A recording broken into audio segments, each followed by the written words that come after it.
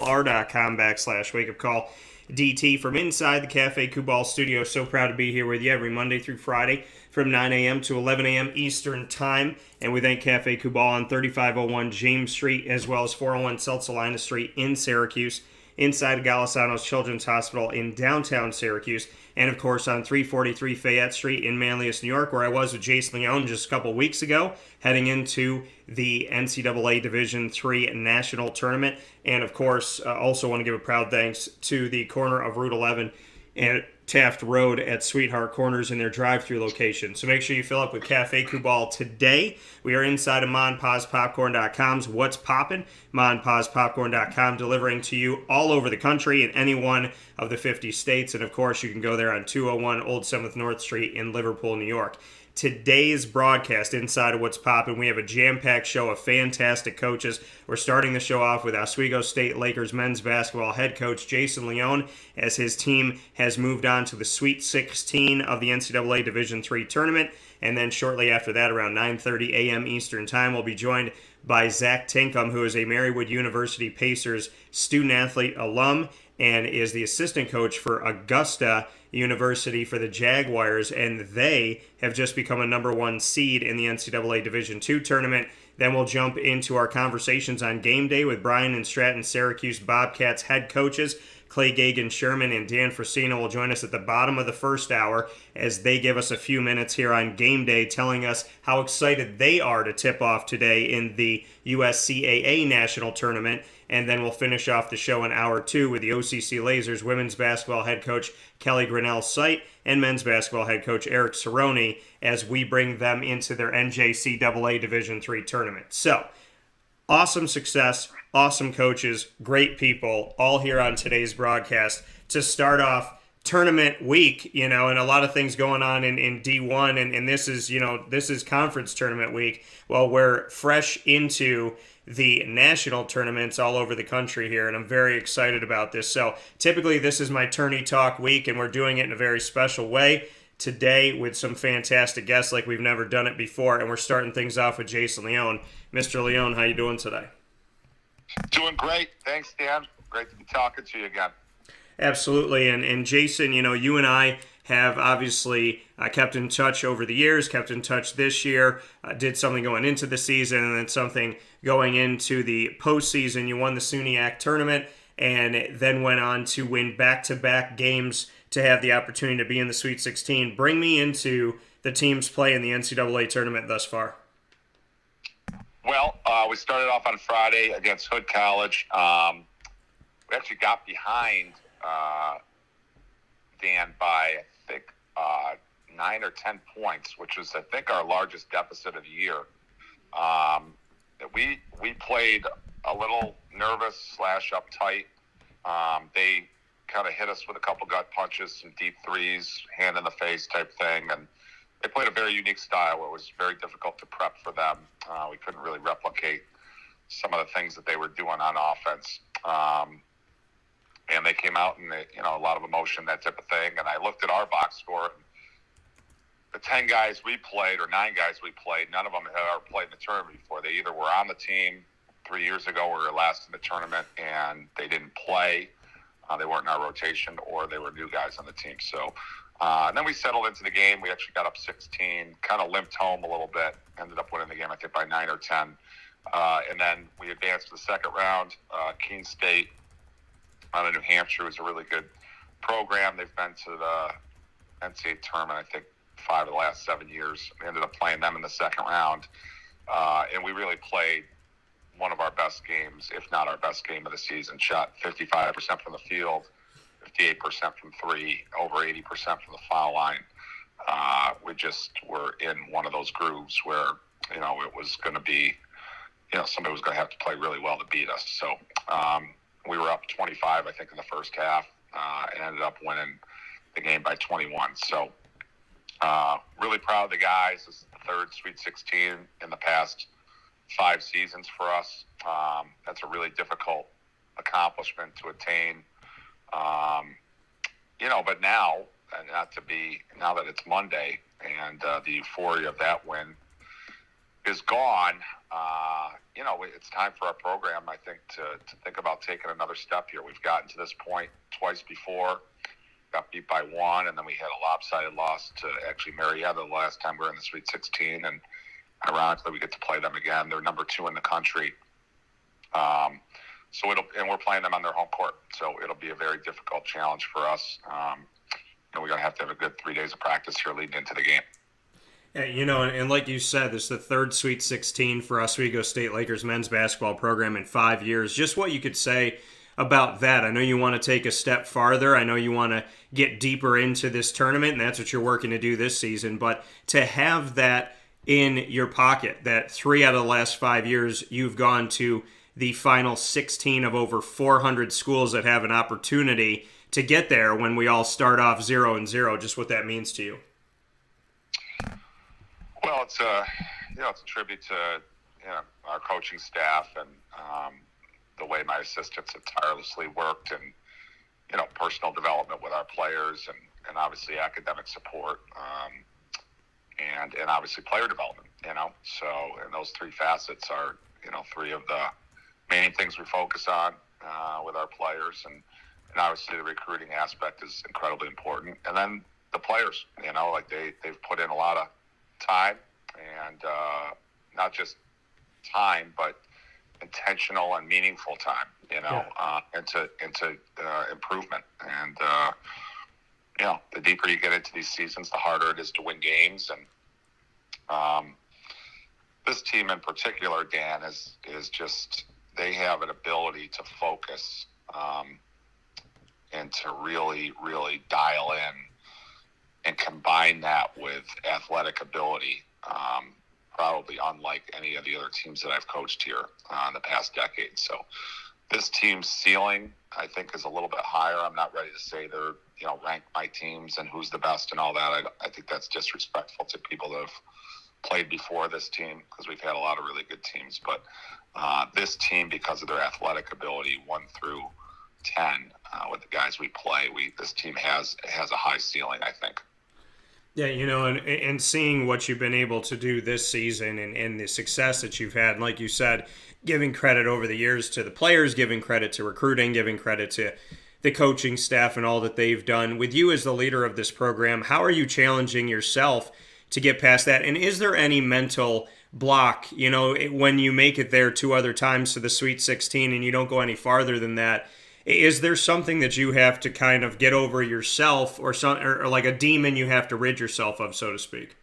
No, I don't think so. I mean, the 2 other times we played in the Sweet 16, we were clearly the lesser talented team, and we were an underdog. So, and Friday will be no different, So, the difference with this year's team is, I think, we have a mental switch collectively that's a little different than the other 2 teams.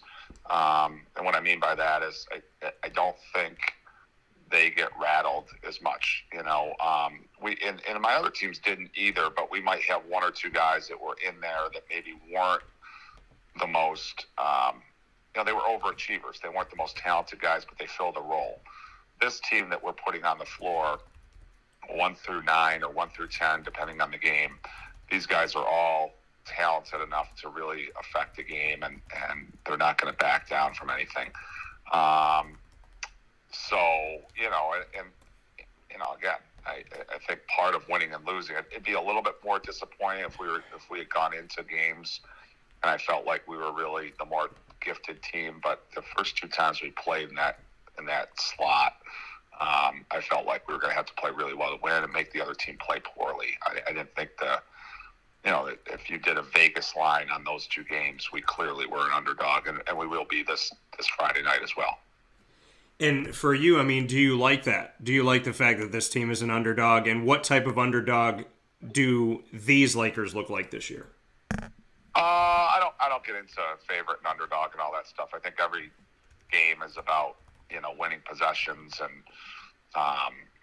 your preparation before the game directly correlates to your confidence level going into the game. I think if you really dial in and prepare the right way, you're going to be a more confident team. The analogy I give my guys is like academically, if you are studying for an exam that you have coming up like 7 days prior, little by little, as opposed to cramming the night before, you're going to walk into that room theoretically a little bit more confident. Or, if you get up 1,000 shots in a week leading up to a game, you're going to be a more confident shooter in that game than if you did no extra work, So I don't get into, what it's like being an underdog and all that stuff. Like, I think our team in general, even though we've been a favorite most times this year, we've played with the right chip on our shoulders. So almost as if we were an underdog. So I don't get too much into that. The game still ends up being about execution and making plays and staying even keeled. So our attention will be put into those aspects of the game going into Friday.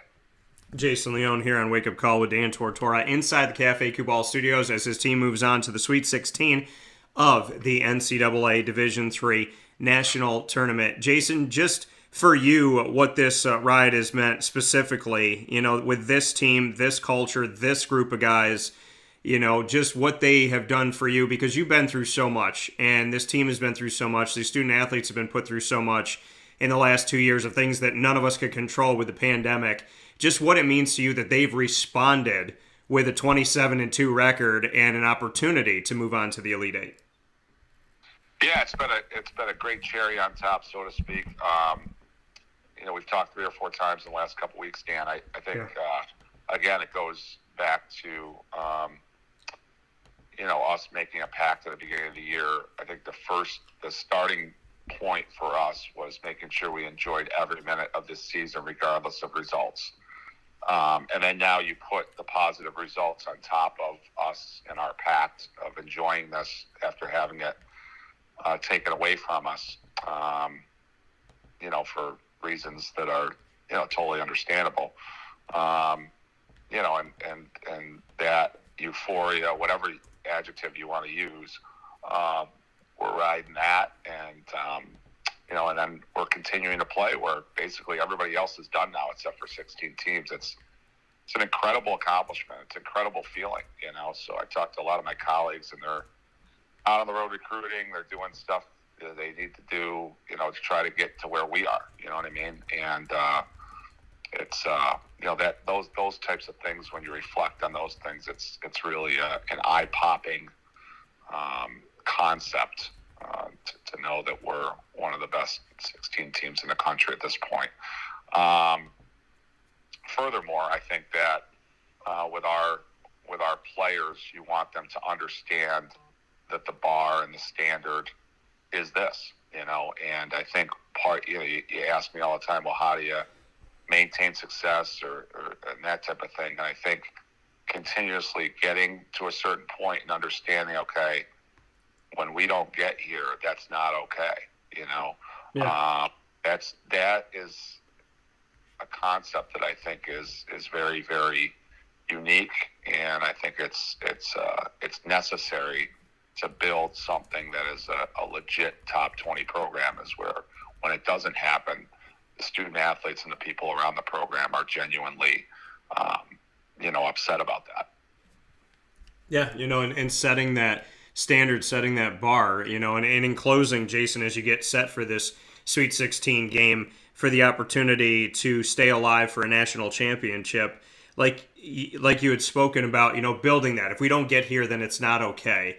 You support Syracuse, you go out to the Dome, you see that, there's a certain level, and I think their level is like 25 wins, Sweet 16 minimum. And so when you build that level at Oswego State, just what you can say about the foundation that you had to build, the things that you had to put together, the building blocks to get to a place where you said, hey, we're Oswego State in the country. This is where we're supposed to be. We got to get at least here to the Sweet 16 or it's not enough. To build a culture like that, it doesn't happen overnight. It doesn't happen easily. So what can you say about why you think you've been able to do that and the culture that has been built just, now that there is that line, that the bar has been raised? Because that's something that is huge and it's amazing. I know you're humble, but you helped to build that bar, and I'd love to get your thoughts on it. Well, it was a little bit of a simplistic ride for me because I inherited such a good team. So typically, again, I've mentioned this to you a lot, be one thing if I was starting and when I got the job, we were building something where we were a last place program. That takes a little bit more elbow grease, so to speak, right? But I inherited something where a good foundation was there, and then we had to slowly, without disrespecting the past, put our own stamp on things. But, you know, a lot of times I think coaches and programs, they get scared when you start to have success, because then you get scared that you're going to be a victim of your own success. In other words, like Jim Boeheim has built something from literally scratch, and now something that he built along with his staff and his players, this family atmosphere, now he's a victim of his own success. So literally the second that things don't go well, like nobody's remembering 1970, whatever, when he started, 1980, when, like, you know, it was just an accomplishment just for them to get to the tournament. Okay. So, you know, I think getting past that is an important step, because I think deep down, although coaches won't admit this, when you start to win more, then there's a little bit of a fear, like, well, if we don't get here, now are people really disappointed? And I think those are good things. I've never shied away from that.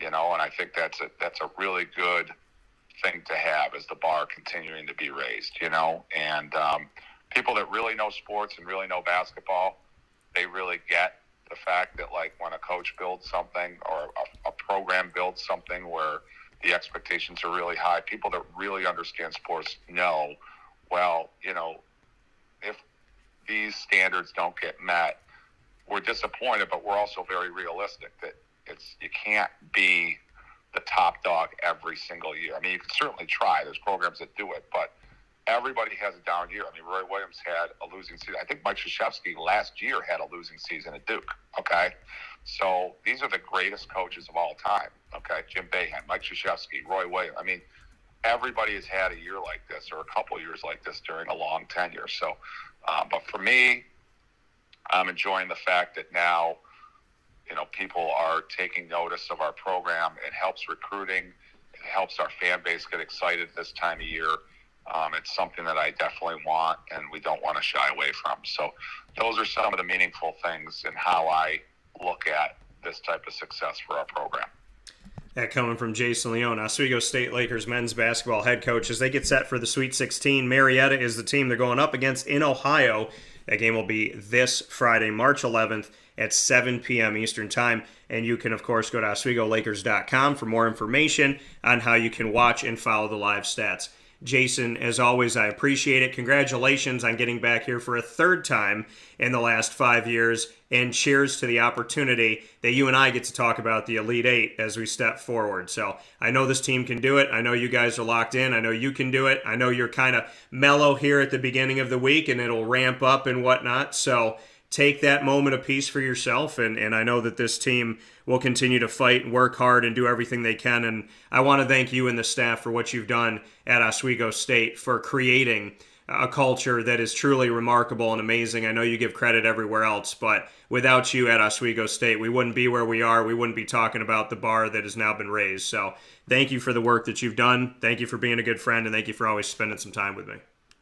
Feel the same way about you, Dan. You do a tremendous job, and with your program and the things you do in our area, you've also set a pretty high standard as well. So everything you do for small college athletics and high school athletics around here is very much appreciated, while still having your presence with the big time programs like Syracuse, like the NFL teams and all that. So you're truly a workhorse, and I appreciate people like that. Well, thank you, Jason. It takes one to know one. So I look forward to talking with you soon, and we'll definitely be in touch this week, okay? Okay, my friend. All right, take care. Be safe. See you later. That coming from Jason Leone one more time here on Wake Up Call with Dan Tortora, where sports meets that thing called life. With that being said, we're going to take a step aside for a fast break on Wake Up Call with Dan Tortora. When we spin back around, we have a jam-packed show. We have a jam-packed show. So this is normally my tournament week, my tourney talk week. Normally this week is jam-packed of awesome stuff going into the conference tournament, Division I week for men's basketball. We do a lot of things with Syracuse basketball alumni, and I felt that this season we needed to push the bar even more. So everything that we've done, we're now setting the bar even higher. Inside the Cafe Kubal studios, we're not just doing a tourney talk week with the ACC tournament, with this, that, and the other. We are expanding, extending, raising our bar, as Jason Leone has done at Oswego. And today, we have a show with Jason Leone, who you just heard from. Coming up next, Marywood University Pacers student-athlete alum, as well as Augusta University Jaguars assistant coach, who have been picked to be the number 1 seed in one of the pieces of the NCAA Division II tournament bracket. Zach Tinkham is going to be joining the show in just a second. After that, we're going to be joined on game day from Clay Gagan Sherman, as well as Dan Frisina, the women's basketball and men's basketball head coaches, respectively, of Bryant and Stratton College, who are playing a doubleheader today in the USCAA tournament for the opportunity to move forward themselves toward a national championship, with the women's team playing in Richmond, Virginia at noon Eastern time today, March 7th, and the men's team following at 4 p.m. Eastern time. Awesome stuff coming up, and both gentlemen will be joining the show, and then we'll round out hour number 2 with OCC Lasers, Kelly Grinnell-Seibt, in her first season as the head coach after 8 years under Mike Wheeler at OCC with the women's basketball program. She's in the NJCAA Division III National Tournament with an opportunity of winning a championship. And so is Erik Saroney, who came from Henniger a few years back, the OCC Lasers men's basketball head coach. Now has the opportunity after 20-plus years to fight for a national championship with the OCC Lasers men's team. Today is all about the community. Today is all about successful people, good people. I should say it this way. Today is about good people being successful, seeing the good rise, seeing the cream truly come to the top. So, with that being said, Zach Tinkham is up next on Wake Up Call with Dan Tortora, where sports meets life, and he'll be with us right after this fast break from inside the Cafe Kubal studios. This is Wake Up Call, and you're amazing. Carvel DeWitt, it's what happy tastes like. Do you know why? Because we make ice cream. Creamy, rich, flavorful ice cream. Not yogurt or iced milk like some of our competitors. Ice cream. Fresh, by hand, daily. For the calorie conscious, we have something new for you. Our new Carvelite. Same great flavor, creaminess, and texture of our regular ice cream with only 35 calories an ounce. So whether you want an ice cream cake, flying saucer, dasher, carvalanche, hard or soft ice cream, we will satisfy your craving with our fresh, handmade regular or new Carvelite ice cream. Carvel DeWitt. It's what happy tastes like.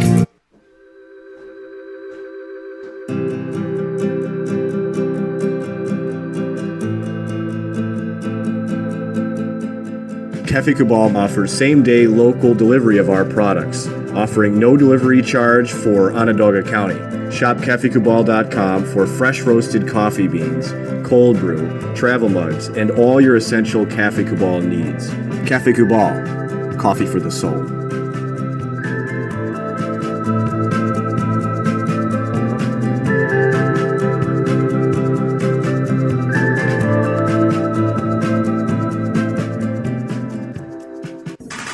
The Wildcat Sports Pub in Camillus, New York is located on 3680 Milton Avenue in the Home Depot Plaza. It is your family-friendly sports bar and restaurant. Folks, some sports bars aren't family-friendly. Some family-friendly restaurants are not sports bars. The Wildcat Sports Pub in Camillus, New York is proud to be both. It is that marriage that you've been looking for years. The Wildcat Sports Pub is your home base for your sports bar and restaurant needs, games for the kids, indoor and outdoor activities, and enough things on the menu to come back every single week and get to try something new. They're open Sundays from noon to 8 p.m., Monday through Wednesday, 11 a.m. to 11 p.m., and Thursday through Saturday from 11 a.m. to midnight. For reservations and party information, call 315-487-2222 for the Wildcat family-friendly sports pub and restaurant.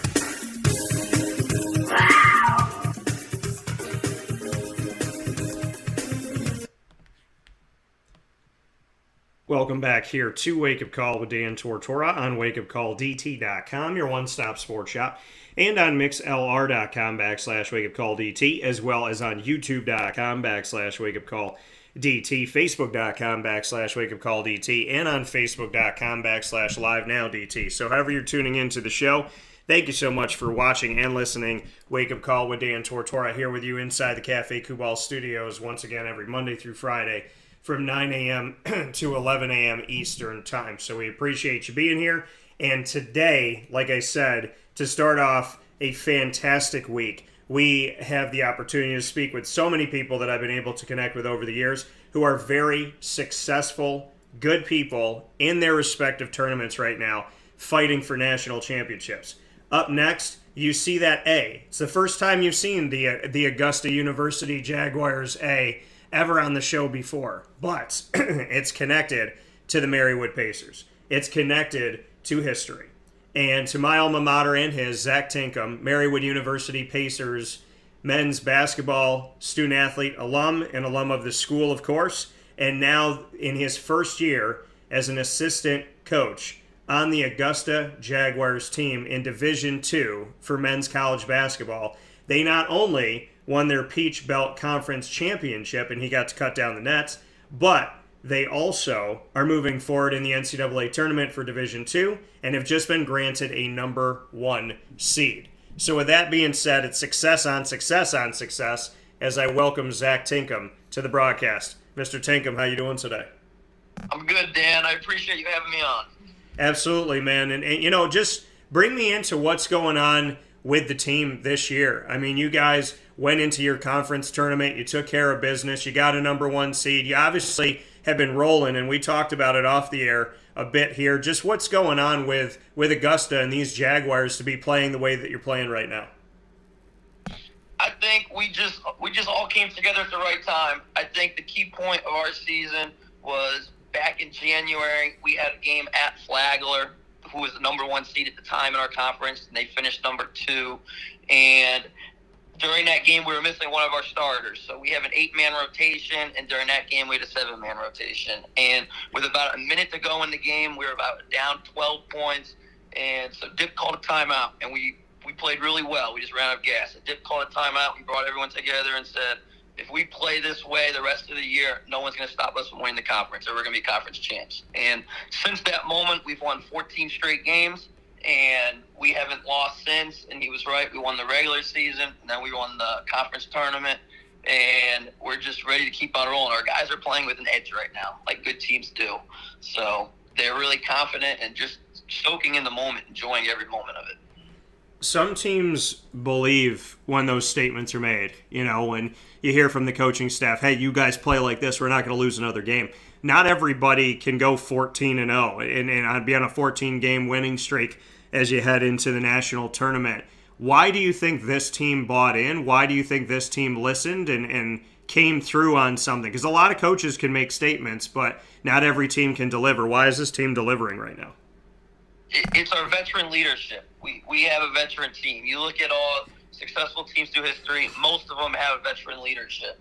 We have Troy Cracknell, who's a graduate senior, Tyree Myers, who's a COVID junior, Darren Lucas White, COVID junior, Miguel Arnold, COVID junior, like guys that have been here and won a conference tournament before earlier in their career and have been on successful teams at Augusta. There's a winning culture here at Augusta. People go into every game expecting to win. That's the expectation, expect to win. And I just think that senior leadership, it makes it easier for the coaching staff because the players take care of it for themselves. If there's any nonsense going on, our senior leaders take care of it and they squash it. And people come in every day and know nothing's earned, nothing's given. You got to earn everything. So I just think the senior leadership's the big reason why we've been able to have this success. You know, and you talked about the fact that the COVID year obviously grants some more opportunity. Just what you can say about how this team at Augusta has turned a negative into a positive, taking the pandemic and that extra year given and turning it into something special. So we actually had a unique situation here at Augusta. So that last year down in the South, most programs played still last year in the South. All right, I know up north a lot of programs that play, but in the South, we played down here. Yeah. And Miguel Arnold and Troy Cracknell were out for the year because they ended up getting COVID, and there was like heart complications, something with their heart. So the doctor sat them out for a year. So we only had 8 guys on our roster playing last year, and so we had guys playing unfamiliar roles. So when teams beat us last year, teams would celebrate like crazy, and our guys remembered that, and all off season they remembered that. So they were able to come back, prepare, and they said, when we're back, we'll show everyone what we're really about. And I think so far that we've been able to do that, and our guys have been taking it in and just say it's another year to get better. So only control what you can control. We couldn't control what happened with COVID, but we can control how we handled it and how we prepared and how we're doing now. Zach Tinkham here with us on Wake Up Call with Dan Tortora inside the Cafe Kubal studios. Zach, let's go back to Marywood and let's build that road from Marywood to Augusta. How did it all happen that you finish up your time at Marywood University and then end up at Augusta? So it was in the spring, so I graduated in that year of the pandemic, when the pandemic started. So I was and I hung out at my house, at an off-campus house in Stratton during that spring semester, so I kind of hung out there. And I knew I wanted to get into college coaching, and I was willing to apply anywhere. So I was applying all different places. There was a volunteer opportunity here at Augusta, so I reached out to the DIP, and he talked to me through email a little bit, called me. He called Coach Mastriani, asked about me. He had me create a workout video with one of my friends back home and send it to him. It was about 6 minutes long. So I did that. And then I actually met him for lunch in Philadelphia, actually, because Chip's from the D.C. area, upper northern Virginia. So that's where he grew up. That's where his parents. So he was visiting his parents, and remember him texting me. He's like, "I want a Philly cheesesteak. You told me the spot." And then I went around asking people the best spot for his Philly cheesesteak. And I met with him. He texted me later in the week and said, "Can you be down here in 3 weeks?" And I said, "I'll be there." So then that got me my volunteer spot down here. And when you had that volunteer opportunity and then within, a short amount of time becoming the official assistant coach for this Augusta Jaguars team, how did that all come about? And what can you say really played into the fact that you went from volunteer to being a full member of the staff? I just took the volunteer opportunity as an opportunity to learn, and I told myself there's no better way to learn than being there. Like, I tried to be here as much as possible. That's what I told myself. Like, treat it as I was full time or getting paid. Just be here, even if I wasn't doing much at the time. Just watching the assistant coach at the time, watching Dip, watch what they do, see the players. Try to earn respect of the players from just being there all the time. Naturally, you respect people that are there when you see them there, and then. So I would just work side jobs on the side to make money, anything I could. And then just the reward was being able to be at basketball. Like, you don't see it as work when you love what you do. So, yes, it was long days, but the reward was I got to be around basketball. I got to be around the guys, got to be around the coaching staff. And then a situation happened and an opportunity came that the position was open this year, and Dip chose to hire me for that position. That coming here from Zach Tinkham. You go back to your time with Enrico Mastriani. What did he teach you? What stuck with you, with him being your head coach, that aided you? Did he make you want to be a coach? Did you want to be a coach before even playing on Marywood's team? What role did Enrico Mastriani play? I think I always wanted to be a coach, like all throughout high school too. My brother's Division I baseball coach. So I like seeing his path, what he's done. But the biggest thing, like I would say, I learned from Enrico was that, like, especially the assistant coach, like, no task is too small.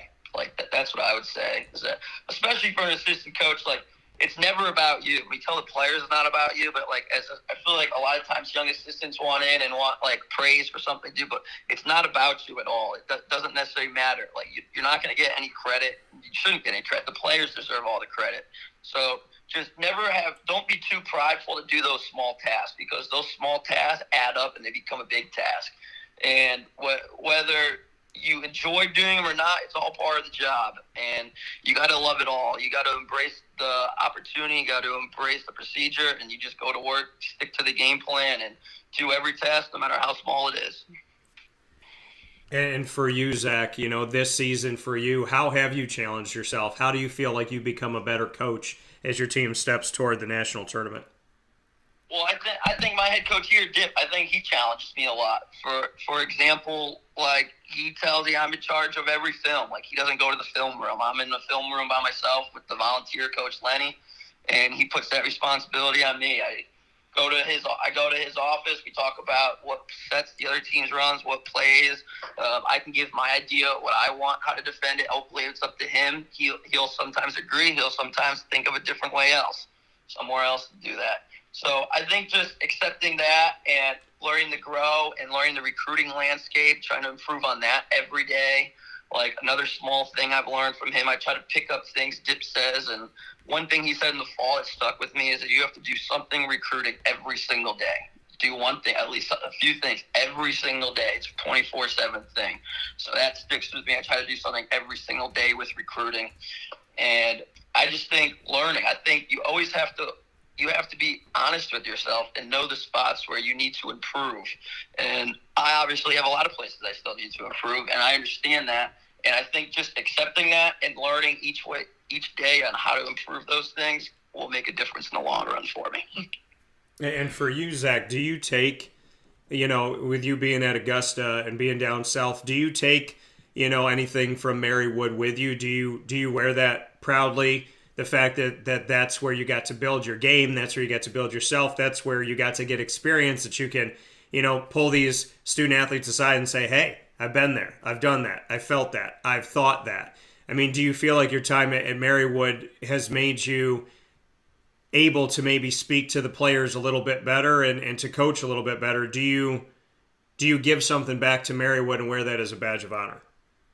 Yeah, I think you always got to be appreciative of where you came from because you grow up. When you go to college, that's where you grow up as a person. It's like your first time away from home. Like high school, you're still living at home. At least I know not everyone's you go away, but I went away. It was my first time away from home. So I think just how to handle adversity when things go wrong, having someone that you can talk to. Like at Marywood, I always had someone like to go talk to. So that was the big difference for me when I first came here. I didn't know anyone when I first came here. And that sense of just having an outlet, having a way to get away. I understand, like, not just the basketball part, but life happens outside of basketball as well. And there's points in your college life where it's not all happy things that happen outside of basketball, like some bad things not letting that go on the court. So I do think I can bring a lot from Marywood from my experiences and, like, what went wrong for me at Marywood or what went well, and just try to translate that over to the guys. Because when the guys, if they have a problem, I can relate because I had a lot of those problems when I was in school. Just because it was a different division doesn't mean the problems, like off the court, on the court, weren't the same. So I think absolutely that you always take what you learn from where you're from because that's what made you, really. And that coming here from Zach Tinkham, Marywood University alum, as well as Augusta University assistant coach. Zach, before I let you go, you're down in Augusta, Georgia at Augusta University. Like you said, down south in the Peach Belt, weather nicer and whatnot. What can you tell me about life in general? Because quality of life, mentality, all of that is extremely important, even more so than the sport of basketball or anything else. How has being down south in Augusta, Georgia, how has that maybe improved your life, built a new chapter? Because, Florida's a second home for me. That's not too far away from where you are. And I definitely know that, there's a recharge that can happen there. So what's it like when it's snowing elsewhere and you're in 80-degree weather and enjoying yourself down there? What's Augusta done for you? Well, it's 84 degrees today, and I'll listen to my parents talk about how it's freezing, and they love it back up in Connecticut. So, but I think it's definitely an interesting chapter in my life. Definitely very chapter. I'll definitely say, people ask the hardest thing about moving to Augusta, and the hardest thing was definitely saying goodbye. I would say that was very difficult for me in the sense of I'm a person that can hide emotions at times and just look at the business side and say, this is what I want to do. I'm going to go do it. I'm going to go make it happen. And I'm going to love doing that. But saying goodbye to people, a person like that is very difficult for me. That was very difficult.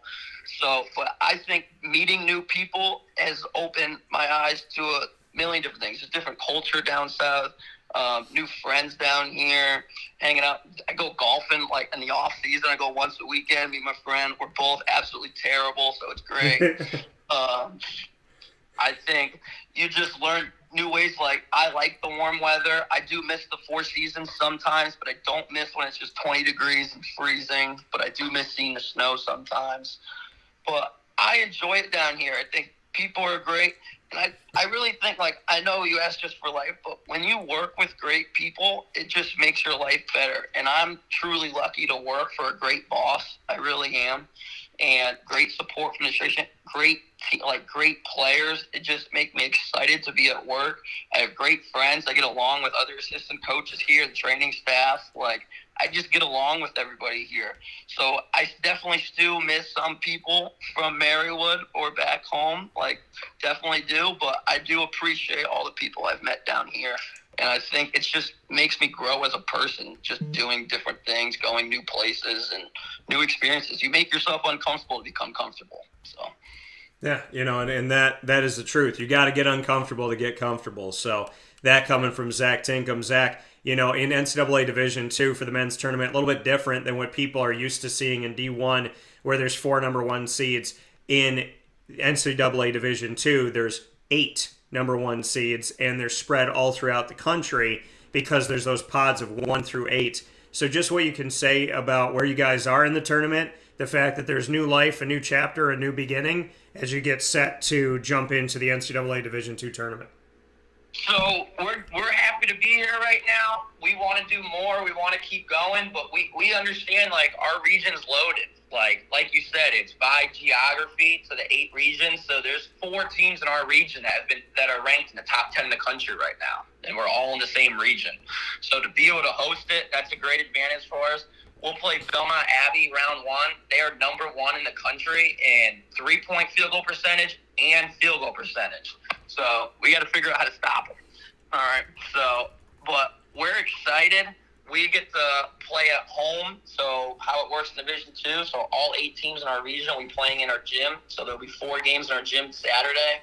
And there'll be 2 games on Sunday. And then the region championship will be on Tuesday. So it goes quick. It flies by. So, but 1 week from today, today's Monday, the goal is practice 1 week from today. There's only 2 teams left in the region that we practicing 1 week from today. So that's how quick it goes by. But we're excited. Like I said, our veteran leadership, our community support here at Augusta is amazing. We have people all over Augusta cheering us on, all over Twitter, all over Instagram. Like, I know Chad Cook is a huge one for us in Augusta, posting stuff all over the web at our games. The fans go crazy for us. But like I said, 1 week from today, 2 teams will be practicing to play in the region championship on Tuesday. And that's the goal right now. But we will only focus on Saturday. One thing Dick taught me, we focus on Saturday. We don't worry about Sunday until Sunday arrives. I love what you said because of the way that you said it. Hey, there's only 2 teams a week from now that are going to be practicing, and our goal is to be one of those teams. That is an awesome way to look at it because that shows you that there's still more work to be done, and it puts the onus on practice, which is extremely important. So, Zach, as always, I appreciate it, man. Appreciate you. Love talking with you over the years. I will be following very closely with Augusta. Shout out to the Jaguars who have linked up with me on social media. I'll be watching y'all and appreciating what's going on. And I hope that a week from now you're practicing, and I hope that you and I get to continue our conversation. So shout out to hosting the tournament. Shout out to your first year as an assistant coach and everything that you've been able to do. I'm very happy for you, very proud of you, and I know that you guys aren't done yet. So go out there and get after it, and thank you as always for giving me some time. I appreciate it, Dan. I appreciate you having me on. All right, man. I'll talk to you soon. All right, I'll see you. Take care. That coming from Zach Tinkham once again here on Wake Up Call with Dan Tortora, an alum of Marywood University and their basketball program, and of course someone that is now down at Augusta, Georgia for the Jaguars, hosting their region as a number 1 seed with all 8 teams playing at Augusta University with the opportunity to move forward to the nation's Elite 8 in NCAA Division II. And as Zach said, he just hopes to be practicing a week from now because that means that they're one of those teams in the Elite 8. So, with that being said, speaking of 8, there's 8 teams fighting for a USCAA national championship in Division I and Division II. In Division I on men's basketball side, we have the Bryant and Stratton Syracuse Bobcats with head coach Dan Frisina, and him and I are going to be talking right after this fast break inside the Cafe Kubal Studios on their game today at 4 p.m.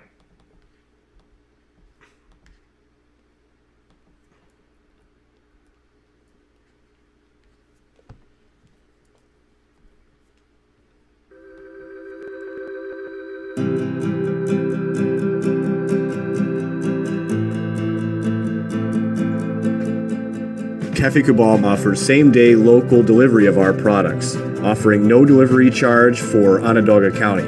Shop cafekubal.com for fresh roasted coffee beans, cold brew, travel mugs, and all your essential Cafe Kubal needs. Cafe Kubal, coffee for the soul.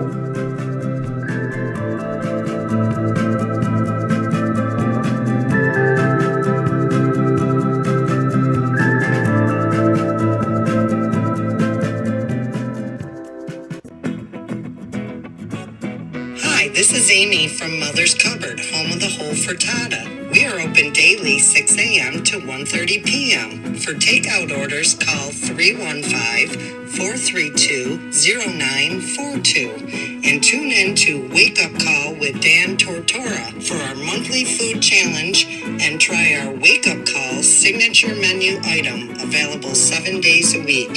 Here at Mother's Cupboard, we are Central New York, and it's our honor to serve you.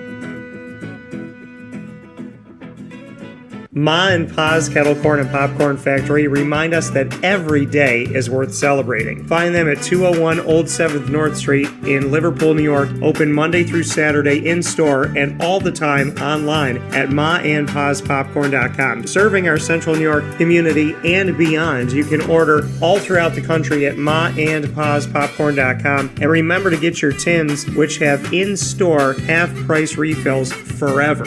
Ma and Pa's Kettle Corn and Popcorn Factory, available to you for fundraising and all of your events by calling 315-450-6272. That's 315-450-6272. Ma and Pa's Kettle Corn and Popcorn Factory. How corny are you?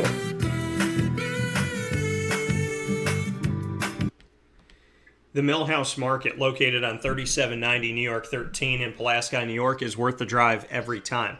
Make sure you make your way out to the Millhouse Market every Tuesday through Sunday for breakfast, lunch, and dinner, done their own unique way. Make sure you enjoy it at the Millhouse Market, supporting local with our drive-through window that you can grab the food and go, as well as their general store with local products from local companies, and, of course, their indoor dining bistro menu that changes every single week so you can come back and try something new. The Millhouse Market, set up for you every single week to be something truly special and unique, with sandwiches named after the families that helped to settle today's Pulaski, ingrained in our community and ingrained in our taste buds. I challenge you to figure out which favorite is your favorite at the Millhouse Market by heading out there today at 3790 New York 13 in Pulaski, New York. And make sure to download their app, which gives their entire menu and the opportunity for contactless pay and to get directions from wherever you are to the Millhouse Market. Download it today on the Google Play or Apple App Store. That's the Millhouse Market, 3790 New York 13 in Pulaski, New York. Worth the drive every time. With that being said, here on Wake Up Call with Dan Tortora, where sports meets that thing called life, we now have the opportunity to jump into the Bryant and Stratton Syracuse Bobcats portion of today's broadcast, and I'm very excited for the Bobcats as they have not one but both teams inside of the USCAA Division I National Tournament, one of 8 teams with an opportunity to win a national championship. There's a doubleheader going on today as both the men's and women's team of Bryant and Stratton College and Syracuse will be tipping off. The women at noon, the men at 4 p.m., both Eastern time. And I'm very excited for the opportunity to be able to share the stage with both of them, as Danny's here with us and Clay will be right after. So let's bring in Danny Frisina as we get set here for the men's basketball opportunity at moving forward toward a national championship right here inside of the USCAA Division I tournament. Danny, how you doing today? Hey, Dan, how you doing? I'm actually just getting off the bus here as we get ready for our morning shoot-around. So we're getting after it pretty early here. Yeah, you know, and as we're here inside the broadcast, not even 10 a.m., your game's at 4 o'clock. Just what you can paint me a picture of the day from now until 4 and what the team's going to be doing, like you said, getting after it early. Yeah, so we're going to go in here. We're going to get our bodies warm, get them loose before our game. We do have some time beforehand. It's beautiful down here, so I'll paint you that picture. It's 70 and sunny, so we don't mind that. But yeah, we're just going to get a light shoot around, go through the game plan and all that, and just start to get our minds focused on game time. I don't want them to have too much downtime where our minds can wander. I want them to stay focused throughout the day. So we're starting early, and hopefully getting that championship focus going into our game at 4. Yeah, and Danny, this is the first time with you with Bryant and Stratton College to get to this point, to get to the USCAA Division I national tournament. Just what it means to you. I know we've talked about it as we've gone through, but now that you're physically there, you're in Richmond, you're getting off the bus, you're going to shoot around, just what it's like to actually live in the moment of the fact that your team is fighting for a national championship. Yeah, I mean, it sounds so cliche, but I try to take it one moment at a time. At this point, I'm just trying to get our guys organized and focused on the shoot around. If we try to think too far down the road in terms of like what we're playing for in the national championship and all that, then we'll kind of get lost in the fray there. So we're just really focused on, getting through the shoot around and having a good shoot around and making sure that our minds are at ease and we know what we're doing. And for you, Danny, to put this team's mind at ease collectively, how has the team been this season with mental focus and mental toughness, and where is the team right now? I think they're pretty loose. This is our first time here, obviously, so we're not exactly sure what to expect. I think we'll have a better idea of it once we get through this walkthrough, and we're going to try to watch a little bit of the girls' game, I think, and then we're going to head back to the hotel and start focusing on our game. But I think mentally our guys are focused on Clinton College and what we need to do in order to win. And for you, Danny, what does this team need to do? Where has been the biggest improvement portions of this team that you bring into this game that you focused on to help this team be prepared to win? What's been the focus in practice? It's just limiting our mistakes. We've had games where we don't take care of the ball, and in a lot of the cases, it's by no fault other than our own. So our real focus has been on protecting the basketball, valuing each possession, and making sure that we're getting the most out of each offensive possession. And defensively, we got to be a stronger rebounding team and making sure that we're limiting our opponents to one shot only, not giving them second and third chances, because our defense is pretty good, but we can only be so good in limiting them to one shot. We give them too many opportunities to score, and they'll do it. That coming from Dan Frisina here on Wake Up Call with Dan Tortora. Dan, just what you want to say to the Bryant and Stratton Proud, the Bobcat fans that are going to be tuning in and connecting with you from afar, or that are going to be there themselves, just what you want to say to those Bobcat Nation supporters on today's historic day for men's basketball. Yeah, we have a lot of fans. I have my brother and my mom are flying in this morning.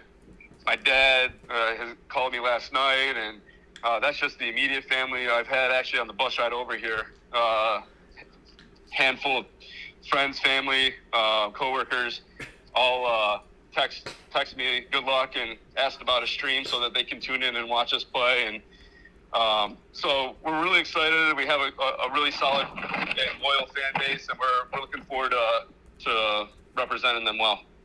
Yeah, and the USCAASportsNetwork.com is how you're going to be able to watch these games for Bryant and Stratton College for the men's team and the women's team as well. Final note here, Dan, just what it means to you that both teams are there, that Clay is there and you, and that you guys get to be supporting one another, just what that means to Bryant and Stratton as a whole, and what it means to you personally, because you and Clay have obviously built programs together. Yeah, it's really special. We're both really stoked and excited about both teams being down here. It's become somewhat of a tradition. I know that our men's and women's soccer team have traveled down to Virginia Beach and competed in the national championships and supported each other, so we're just trying to carry on that trend. And our athletic department's really proud of that. I think we're the only team in the USCAA that has men's and women's soccer and men's and women's basketball compete in the national championship this year. So it says a lot about our athletic department, and we're really excited about having a team to root for down here.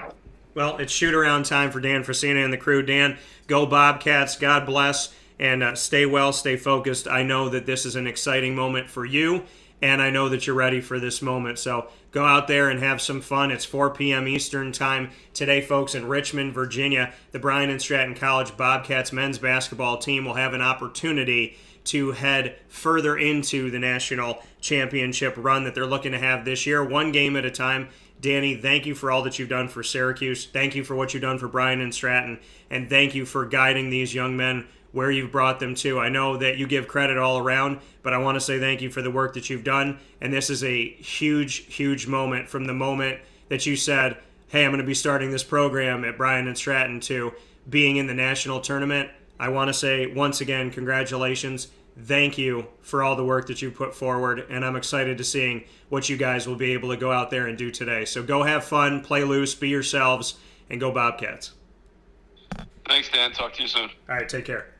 That coming from Dan Frisina once again here on Wake Up Call with Dan Tortora, where sports meets that thing called life.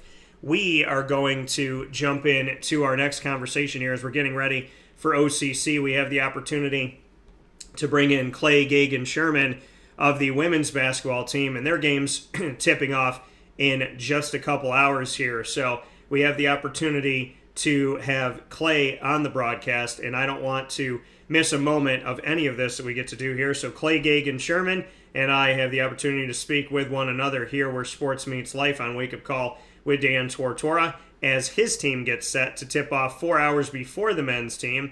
And so with that being said, it is now my honor, my privilege, and my pleasure to present to you Clay Gagan Sherman and myself, Dan Tortora, in a conversation that we prepared for you for today because obviously with less than 2 hours before their game, they got to be ready and set to go. So Clay and I had everything set for you early this morning, and this is what Clay had to say.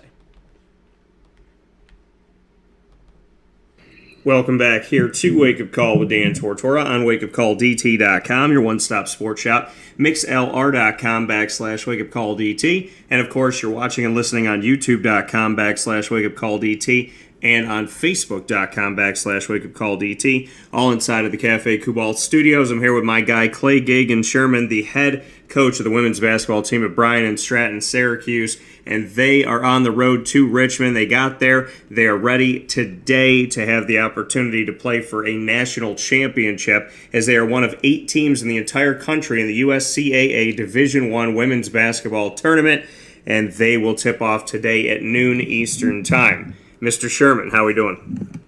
Good morning. I'm doing well. Really excited. How are you?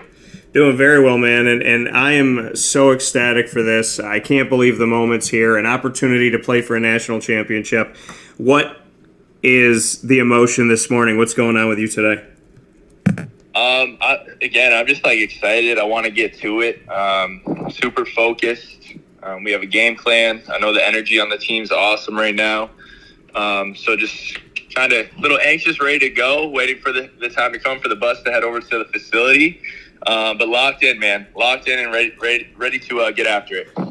Just bring me into the team and just, everything you guys have been through this season, the ups and downs, the adversity, just where the team is at right now. Yeah, we had an awesome season. There's definitely, a lot of trials throughout the year. Like we've mentioned a couple times, a lot of really good games that we kind of fell short. We missed the last shot. We lost in overtime. We lost to a buzzer beater. So, we had a lot of, we're battle tested. We've gone through it this season. We've also had a lot of wins as well, which is always nice. So, it's been a great year. We've constantly been growing throughout, and I think, we're peaking at the right time of the year and just ready, to get tested again today, and hopefully we can rise to the challenge. How do you close the gap? Some of those games that got away from you at the end of the game. What have you done to try and make sure that you button up loose ends as you step forward into this tournament? We revisit those situations on film, and then we revisit it in situational practices. And then at the end of the day, we kind of review, we put in the work, and then we trust each other. We get to those moments, we trust our players to make plays. And, ultimately, that's what it's going to take for us to get those wins in the close games. You're passionate. I saw that in you, and you spoke to your team on the selection day.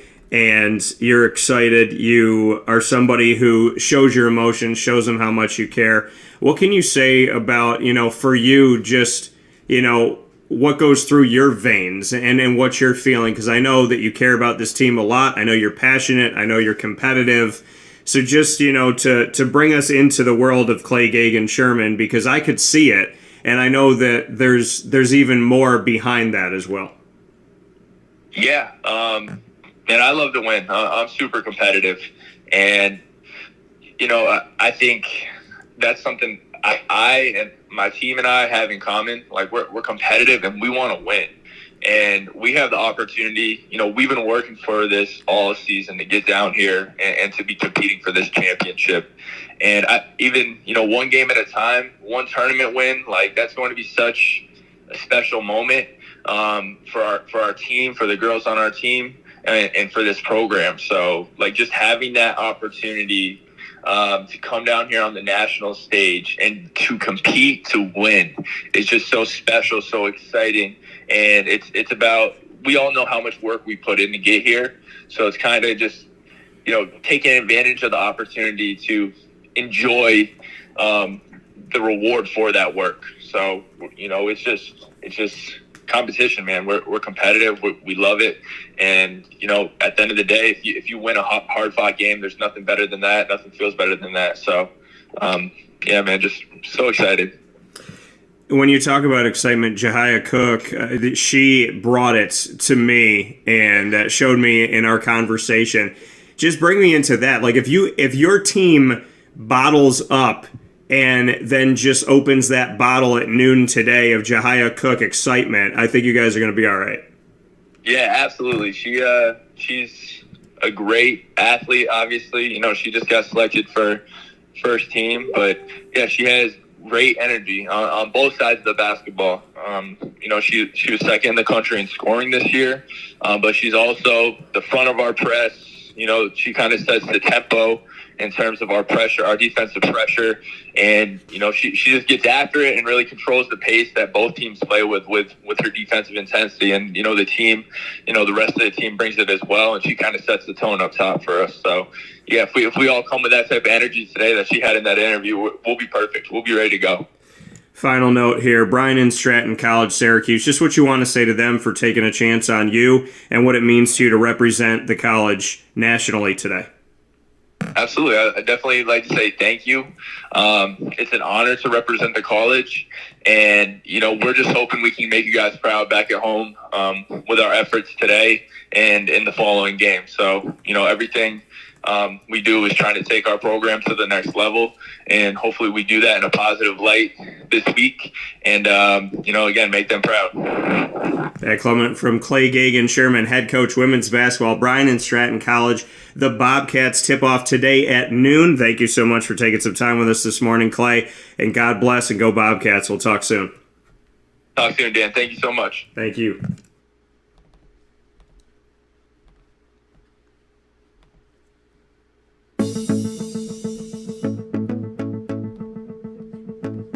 Avicoli's, located on the corner of Route 57 and Wetzel Road in Liverpool, New York, has been your trusted neighbor for decades. Located just steps from Liverpool High School, we're happy to have the Liverpool Warriors on-site, on-location broadcast at Avicoli's through Wake Up Call with Dan Tortora every single month, featuring student athletes, coaches, and administration throughout the year from Liverpool High School. Head out to Avicoli's today on the corner of Route 57 and Wetzel Road in Liverpool, New York, open Tuesday through Sunday for lunch, dinner, and drinks. We'd love to see you out there, and of course you can call them at 315-622-5100 for takeout, delivery, and catering. That's 315-622-5100, and also find them on myavicolis.com. That's myavicollis.com.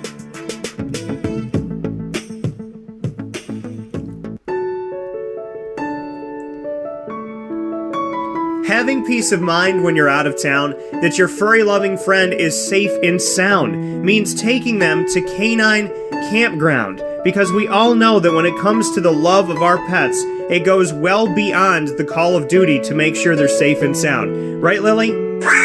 So take a ride to 242 Johnson Street in East Syracuse, New York, and see Canine Campground and where your dog will be staying. In the classic cabin, the executive cabin, the grand cabin, or of course the luxury cabin, because if you know Lily, you know she loves luxury. Now you don't have to wait to the last minute to find a family member or a friend that'll take your dog for a few days. Call Canine Campground at 315-299-4013. That's 315-299-4013. Their drop-off and pickup times are Monday through Sunday. Check K9campground.com for more information. That's the letter K, the number 9, and campground spelled with a K.com. K9campground.com. When you're going out of town, bring your dog to Canine Campground.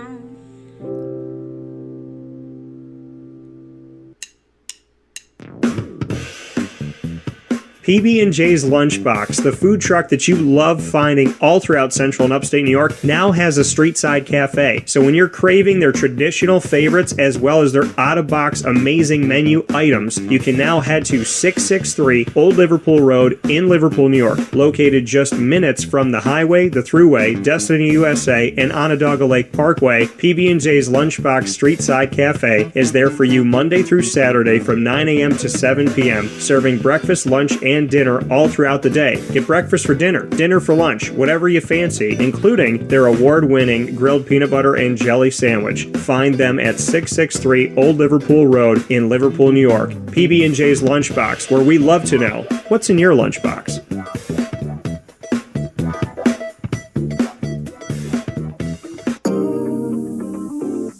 As a patient, what do we want?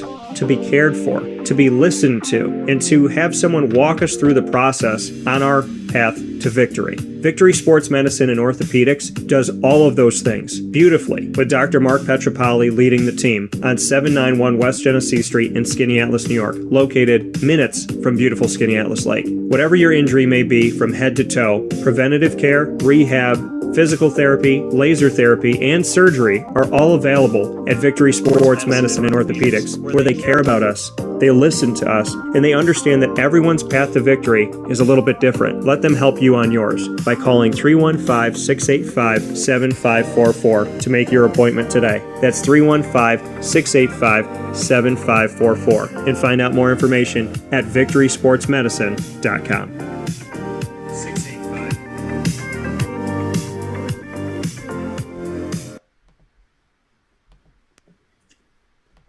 Welcome back here to Wake Up Call with Dan Tortora inside of the Cafe Kubal studios. Always happy to be here with you every Monday through Friday from 9 a.m. to 11 a.m. Eastern Time, where sports meets life.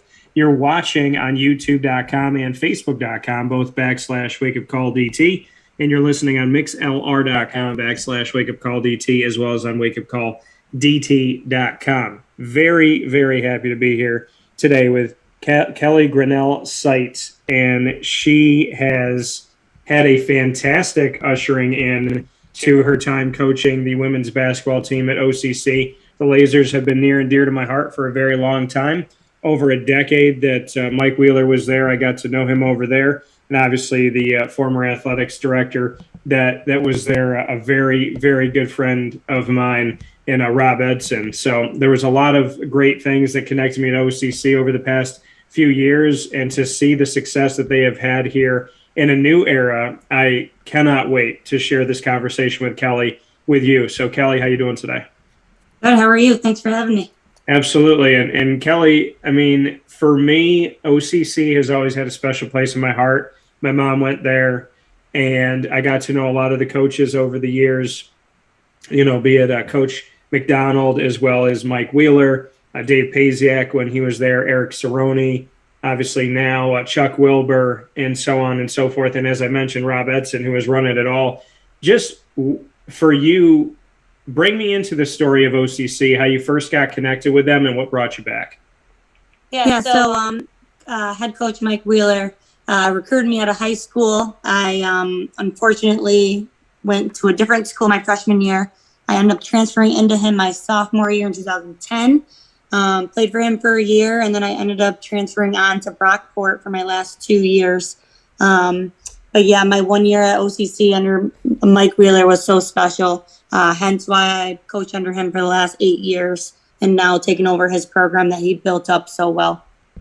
And when he decided to step aside from the program, you've worked with him for such a long time. You've known him for such a long time as well. And like you said, 8 years of coaching under him. Did you feel it coming or were you stunned?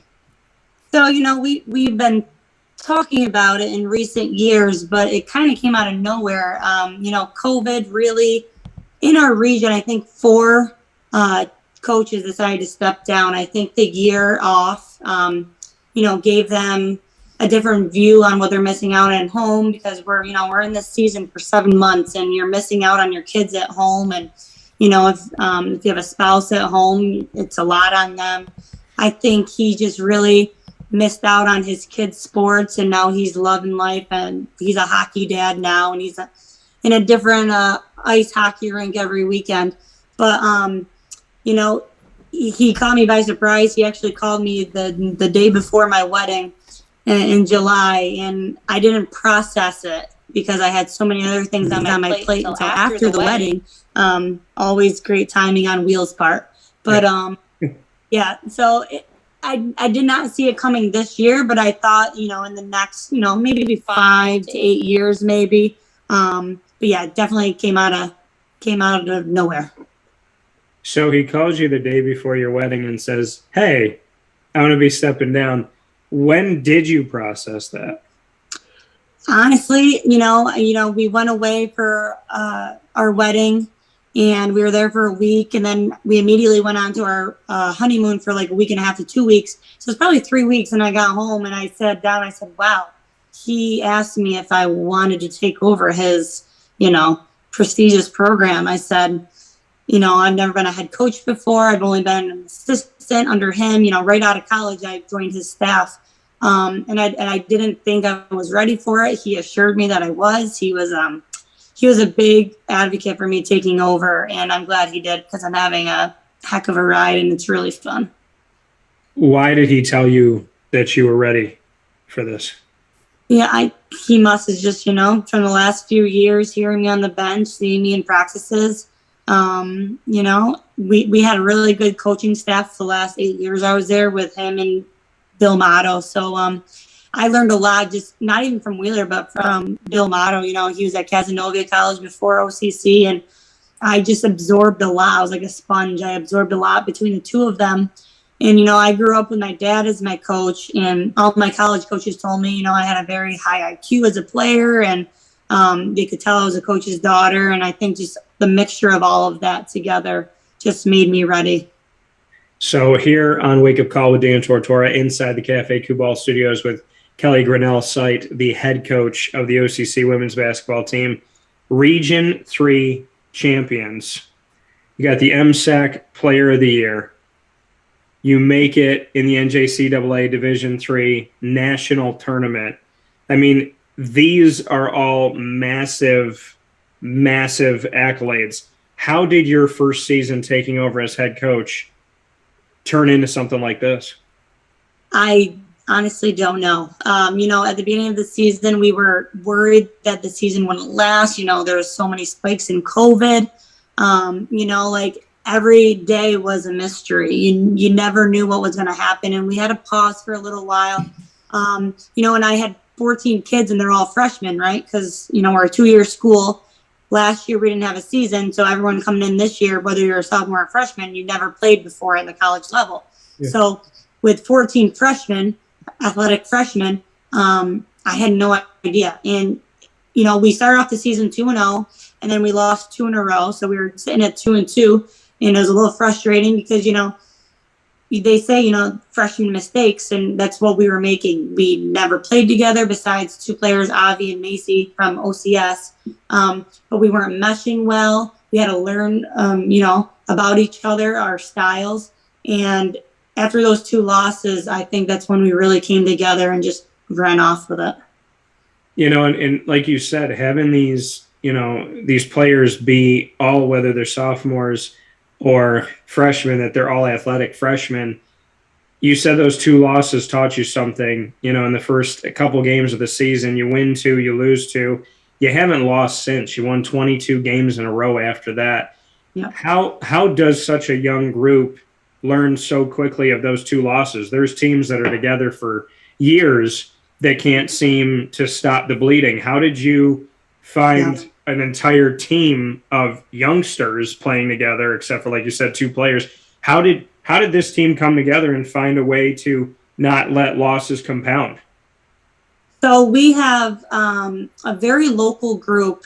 All 14, except for 2 of them, one's Waterloo, one's Elmira, come from Section 3. And I talk about all the time how Section 3 has such great sports teams. I mean, we are located in such a great area to recruit. So I had kids who've been at sectional finals, state finals, So I have gamers, I call them, where they just love the game. They're so passionate. And after we lost 2 games, after the first game, they were upset. And after the second game in a row, they were crying in the locker room and they were upset and they were mad.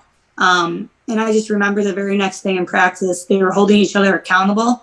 They weren't letting giggling happen. They weren't letting, anybody take plays off or, not run a sprint to the best of their capability. So I think the passion that they have and the talent level and where they come from really help them just come together. And I don't name captains. I'm just not a fan of naming captains. I expect everybody to step up and be a captain. So I think that helped as well, that all 14 kids came together and stepped up and helped each other. So, I say it all the time. If we lost those 2 games, I don't know if we would have went on that 22 game winning streak, because we learned a lot from those losses, more so than if we won those games. So I'm happy about it, actually.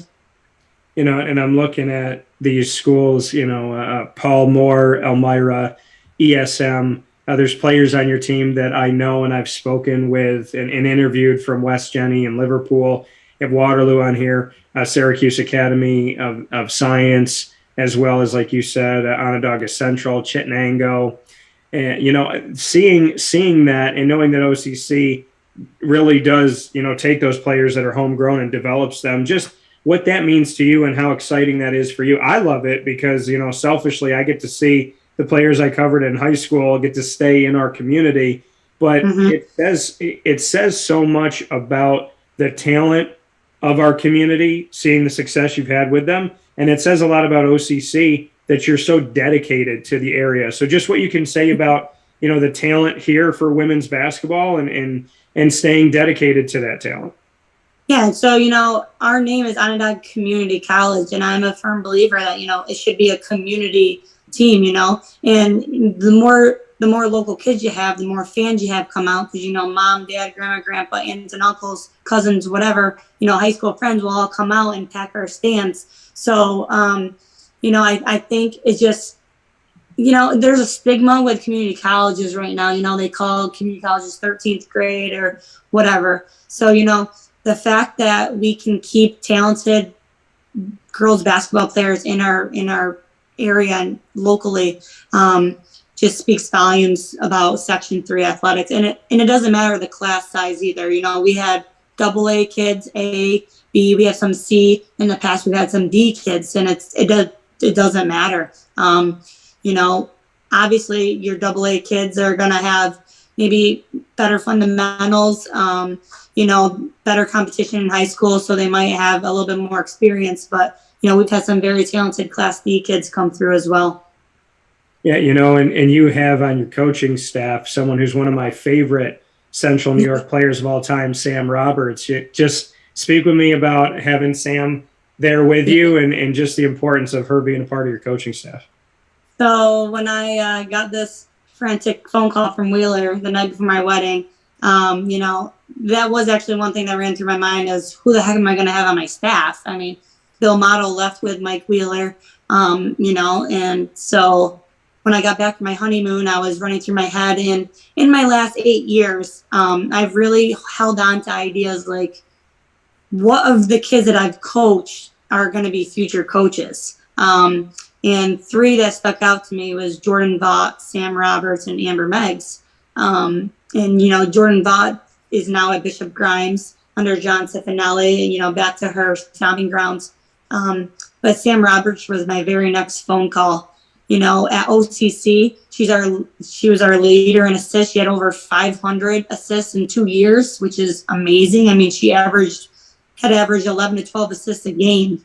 And just talking about gamers on my team this year, Sam Roberts is just a winner, and she plays hard. She loves the sport. She loves winning. Sometimes in games I look at her, I say, calm down, you're a little crazy over there. But she just is so passionate, and and she's so great with the kids.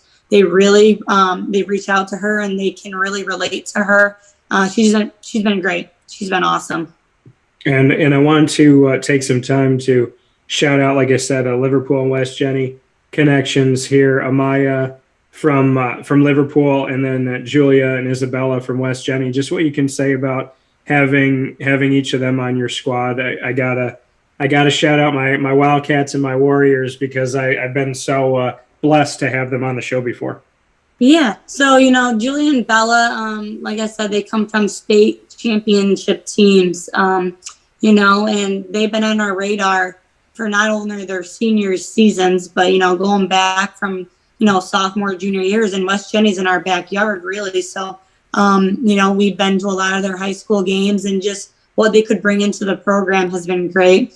And, Amaya took a couple of years off at Liverpool. There was like a coaching change, and she just didn't feel it was right to be where she was. So, she's a great kid. And again, like just getting these local kids, and Amaya's sister is up and coming at Liverpool. I hear she's doing great things, and she'll probably be up on varsity next year. But, and it's good because, we get these kids, and then, future, Wildcats and Warriors will come up, and they'll want to, trace their footsteps and maybe come play for Onondaga women's basketball. So it's great. Yeah, and I love that. Like you said, that connection with West Jenny right there in your backyard too. Julia with 19 blocks that I'm seeing here on the season. Just what you can say about her presence inside. I mean, blocks, but rebounds. I mean, in a regional championship game, she might have only scored 6 points, but she had 18 rebounds. I mean, other people on our team can score. We know that. We have 4 kids who average double digits. But we don't have anybody who can get 18 rebounds a game, and that's what Julia does so well for us. Rebound. I always say, if you win the rebounding battle, you win the game. And without Julia rebounding 18 on Sunday, I don't know if we would have won that game. So just her presence, her 6-foot presence in in the middle of our 2-3 zone is just huge. And the blocks that she gets and any points that we can get from her are great. But yeah, she's been phenomenal. I like the fact that I interviewed her before she got to 6 feet, because I'm 5'8". So it's nice to have like that balance. But we're here with Kelly Grinnell-Seibt here, the head coach of OCC women's basketball, and a lot of success this year in her first season taking over the program. Could you envision yourself anywhere else? I mean, I know that Mike kind of hit you with that, right before the wedding, but I know you just shook your head no, that you really couldn't see yourself coaching anywhere else. I mean, I love coaching, but I went to Robert Schlessley my freshman year, transferred into OCC, and then Brockmore my senior year. But hands down, my favorite experience was Onondaga. And I try to tell the kids that I'm recruiting, like, there's nothing like playing for a 2-year community college. Like, it's just a different feel. Like, it's a family-oriented environment. And my teammates from Onondaga were a couple of my bridesmaids in my wedding. Like, I hold on to relationships from Onondaga so much more closer than my other colleges. It's just such a special place. I'm surrounded by awesome coaches. It doesn't matter the sport. The athletic director that we had prior, you talk about Rob Edson. I'm very, very close with Sue and Thomas and Tracy. I talk to Sue all the time. Just had a long conversation with her last night. And, I just have such good support from my current athletic director now, Mike Borsch. So it's a great place to get my feet wet. But you know what? I can see myself staying here for a pretty long time, as long as they'll keep me. Yeah, and seeing what you've done, already early on here, which is amazing. How old are you, Kelly? I'm 30. So 30 years old, having a season like this, and moving forward. And Region 3, I've gotten to know all too well, covering OCC. You ran through it in the tournament. Hudson Valley Community College beat them by almost 40. Then Herkimer County Community College in a tighter game there, and then North Country Community College. Just bring me into Region 3 because people, you know, with the NJCAA, a lot of people don't fully understand how difficult it is to get in the national tournament. So just what you can say about, you know, Region 3 and how you really have to run the table when you get into that postseason time just to have a hope of being a part of the national tournament for the NJCAA. Yeah, so I don't know exactly how many regions there are in the country. So there's quite a few, probably about 15. So Region 3 pretty much ranks one of the toughest regions in the country. You know, so our semifinal game against Herkimer was extremely close, almost like a championship type environment. And, you know, North Country, we go neck to neck with them almost every year in the championship. But year after year in our top 10, top 15 rankings in the nation, there's 3 to 4 Region 3 teams. And, you know, and even if, you know, you see that we get a double-digit win, we had to work hard for that. You know, most of the time it doesn't happen until the fourth quarter. You know, and I use my practices for that reason. You know, they run a lot in practice and they do a lot of sprints, and I tell them that they'll thank me later because games will be easier than practices. And that's just the style that we play is fast, and you know, practices are hard. So I think that helps us in games a lot, is that in our fourth quarter we just kind of take and run. But it's extremely hard to get to the national tournament. This year, it's the first year that they did at-large bids. Normally, you have to win your region, which we did, and we're going. But North Country also got an at-large bid tonight. So it just goes to show that, you know, competition in our region is tough because they got an at-large bid. And I was going to say that, too. You know, the at-large side of it was like non-existent. So now there's life to that here?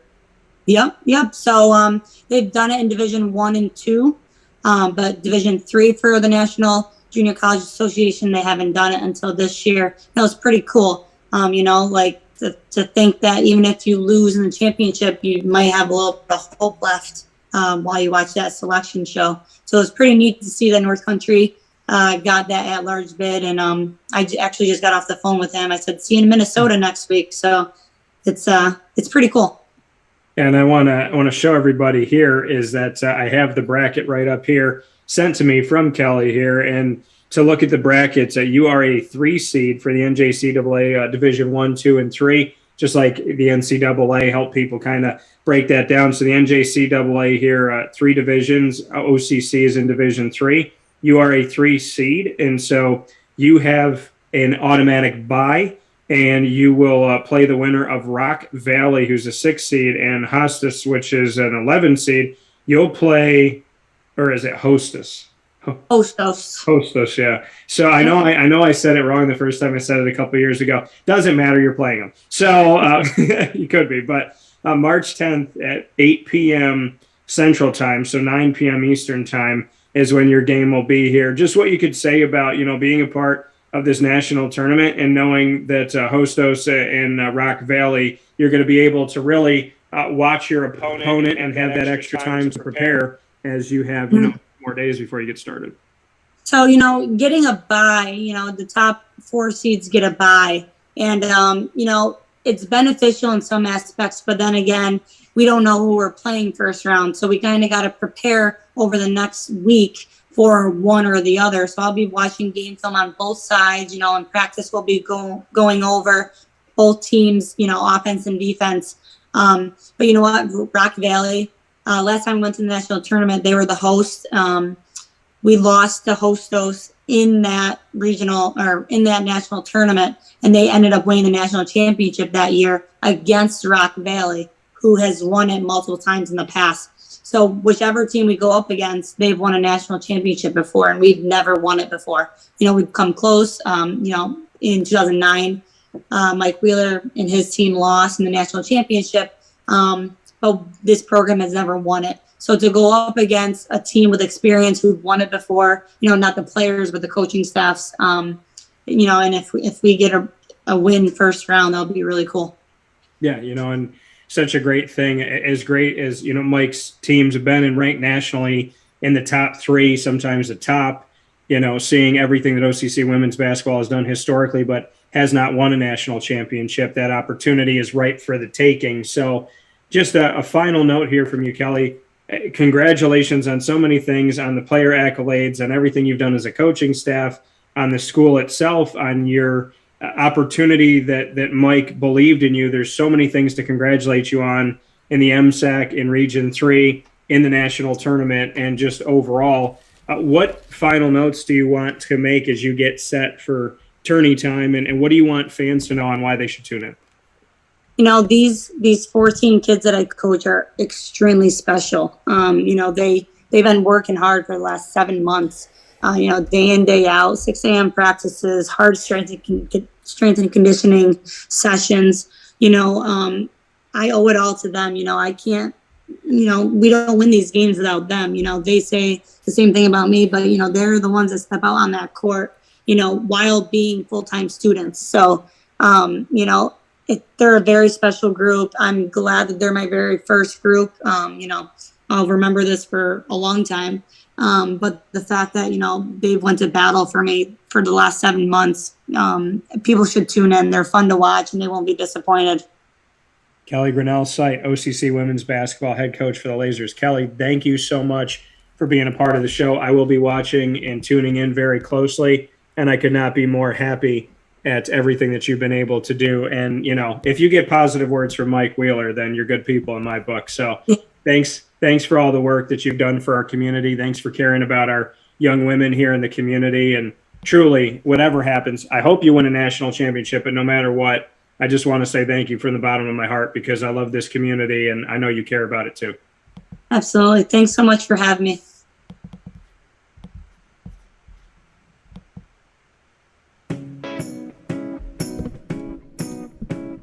In these unique times, there are those in our community that give us a sense of normalcy and positivity. Pizza Man on 50 Oswego Street in Baldwinsville has been here for you for over 35 years and is here now. Call 315-638-1234 or order online at pizzamanbville.com to bring those familiar tastes into your home. And remember to come see our monthly on-site broadcasts centered around the community and our Baldwinsville beats. Pizza Man in Baldwinsville. Any way you slice it, they are always here for you.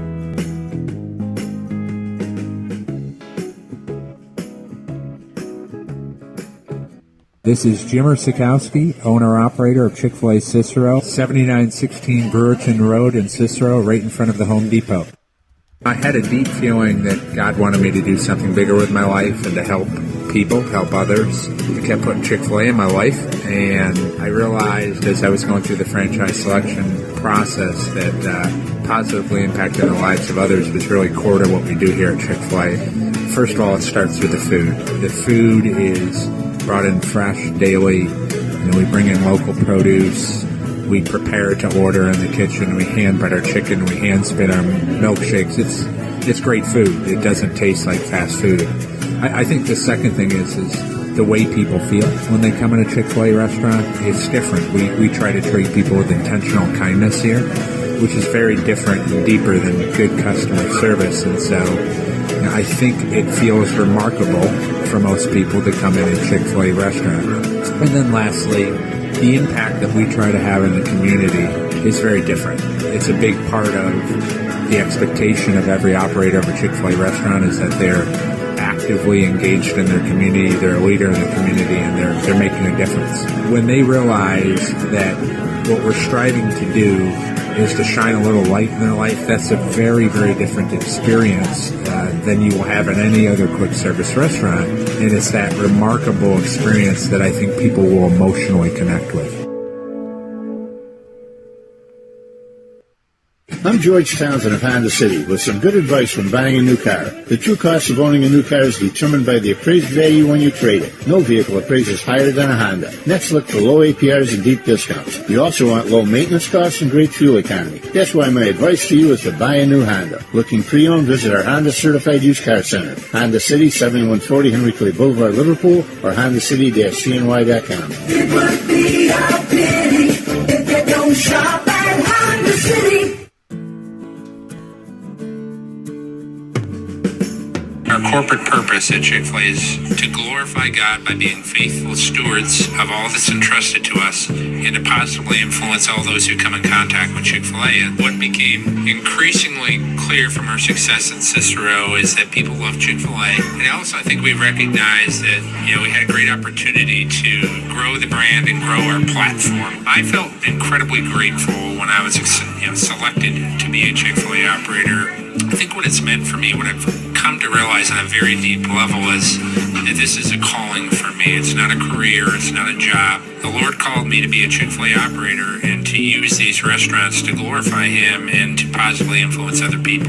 I'm blessed. I'm very blessed. Head to Chick-fil-A Clay on 3974 State Route 31 in Liverpool, New York.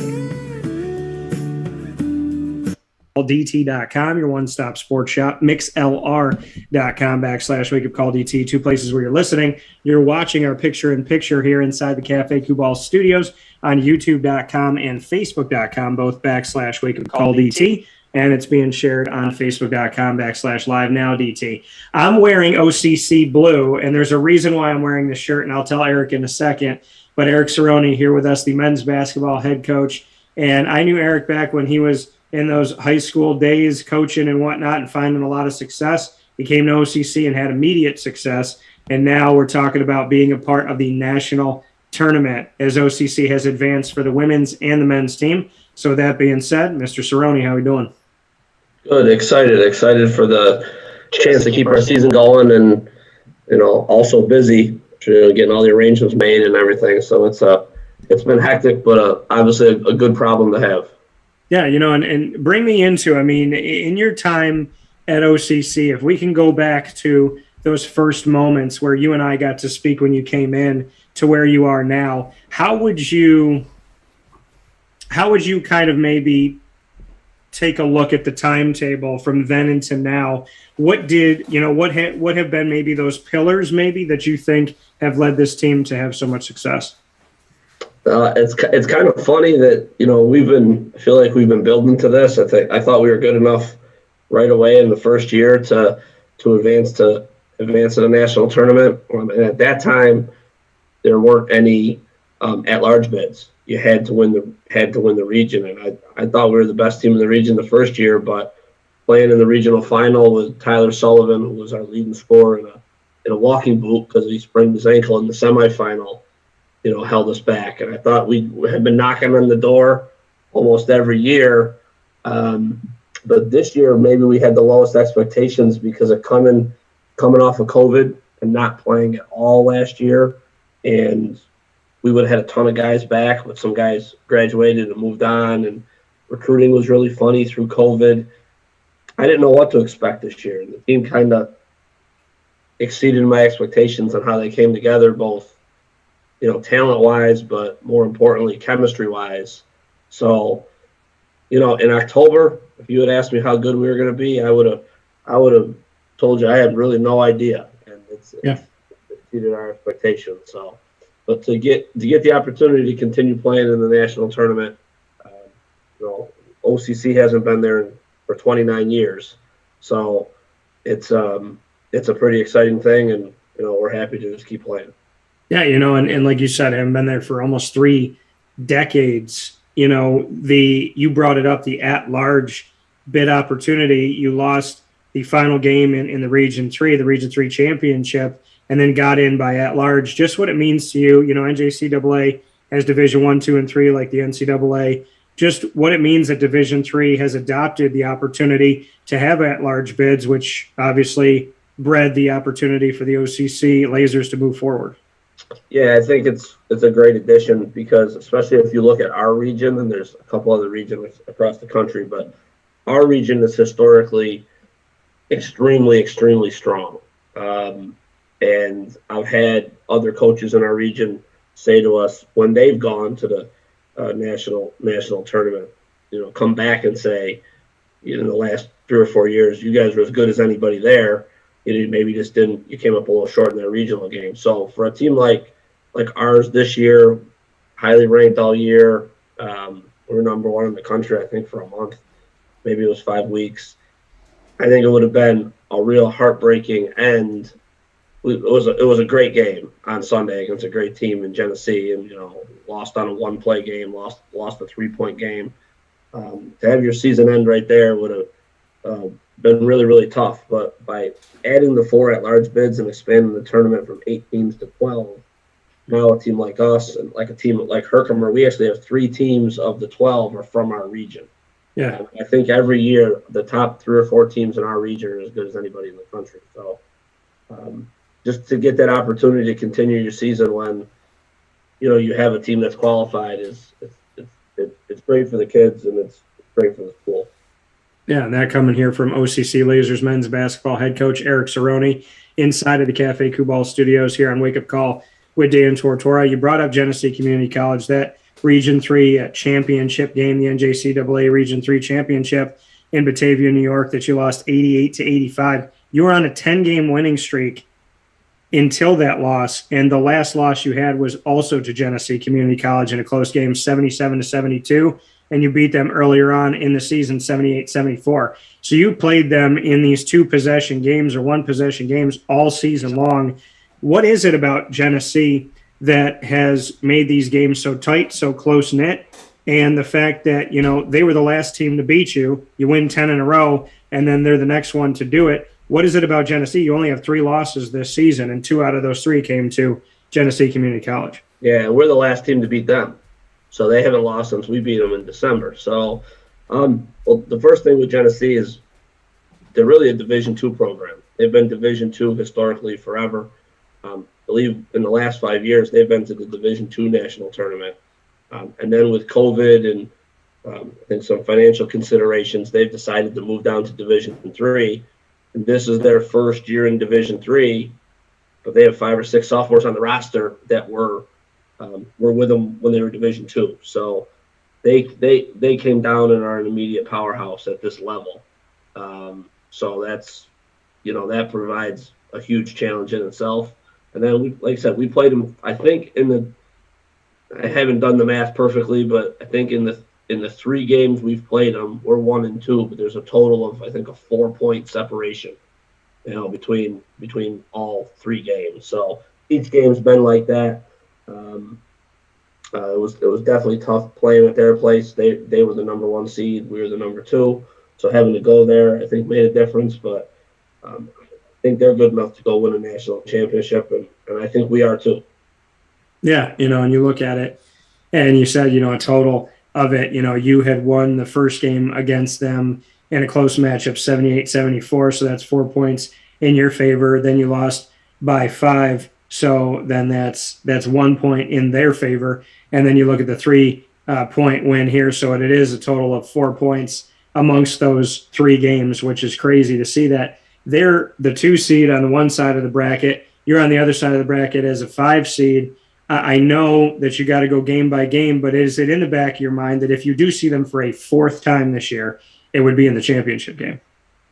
No, it hasn't crossed my mind. I'm trying to figure out how to get 18 people to Chicago on for practice on Tuesday, and then after that get through practice and beat Monroe Bronx on Wednesday.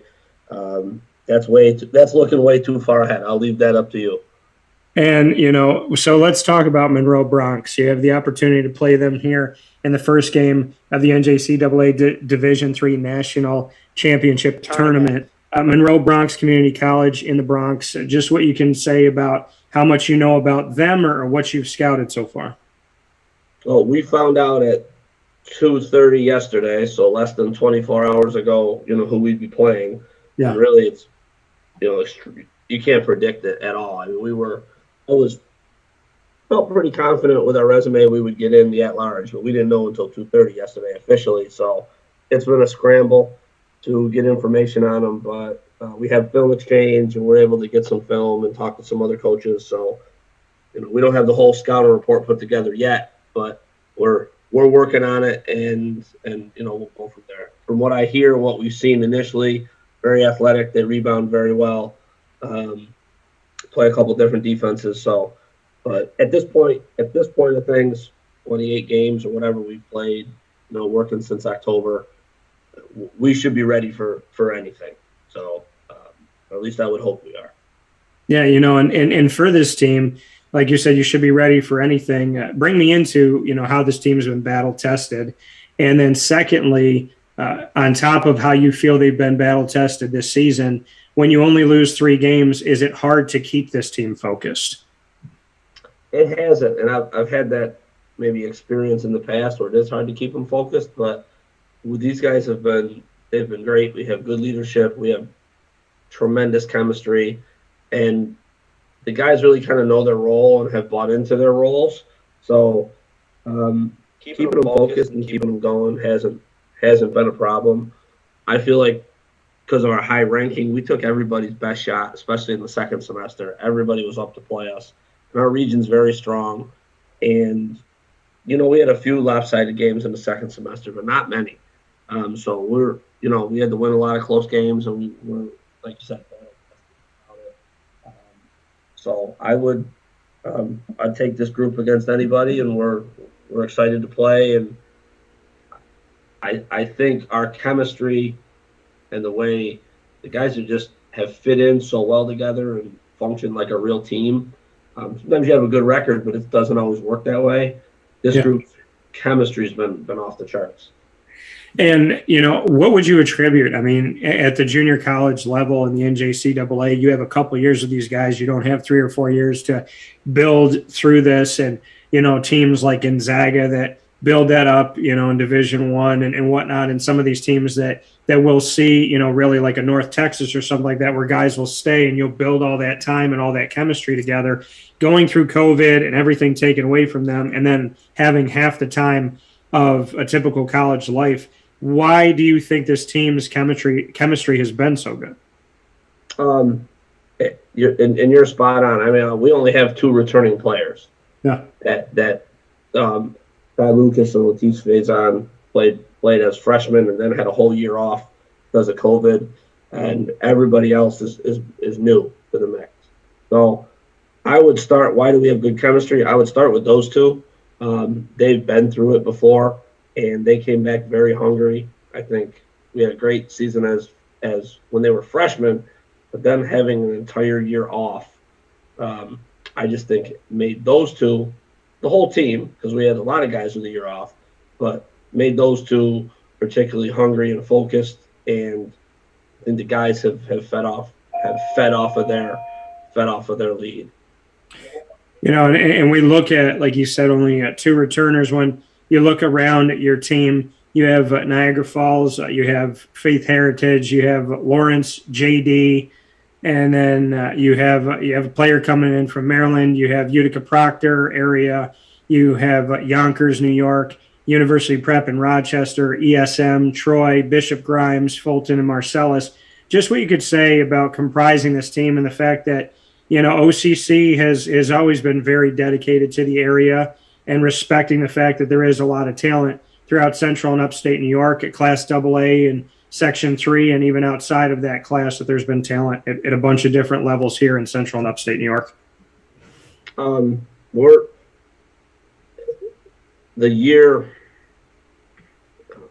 Recruiting's not a perfect science.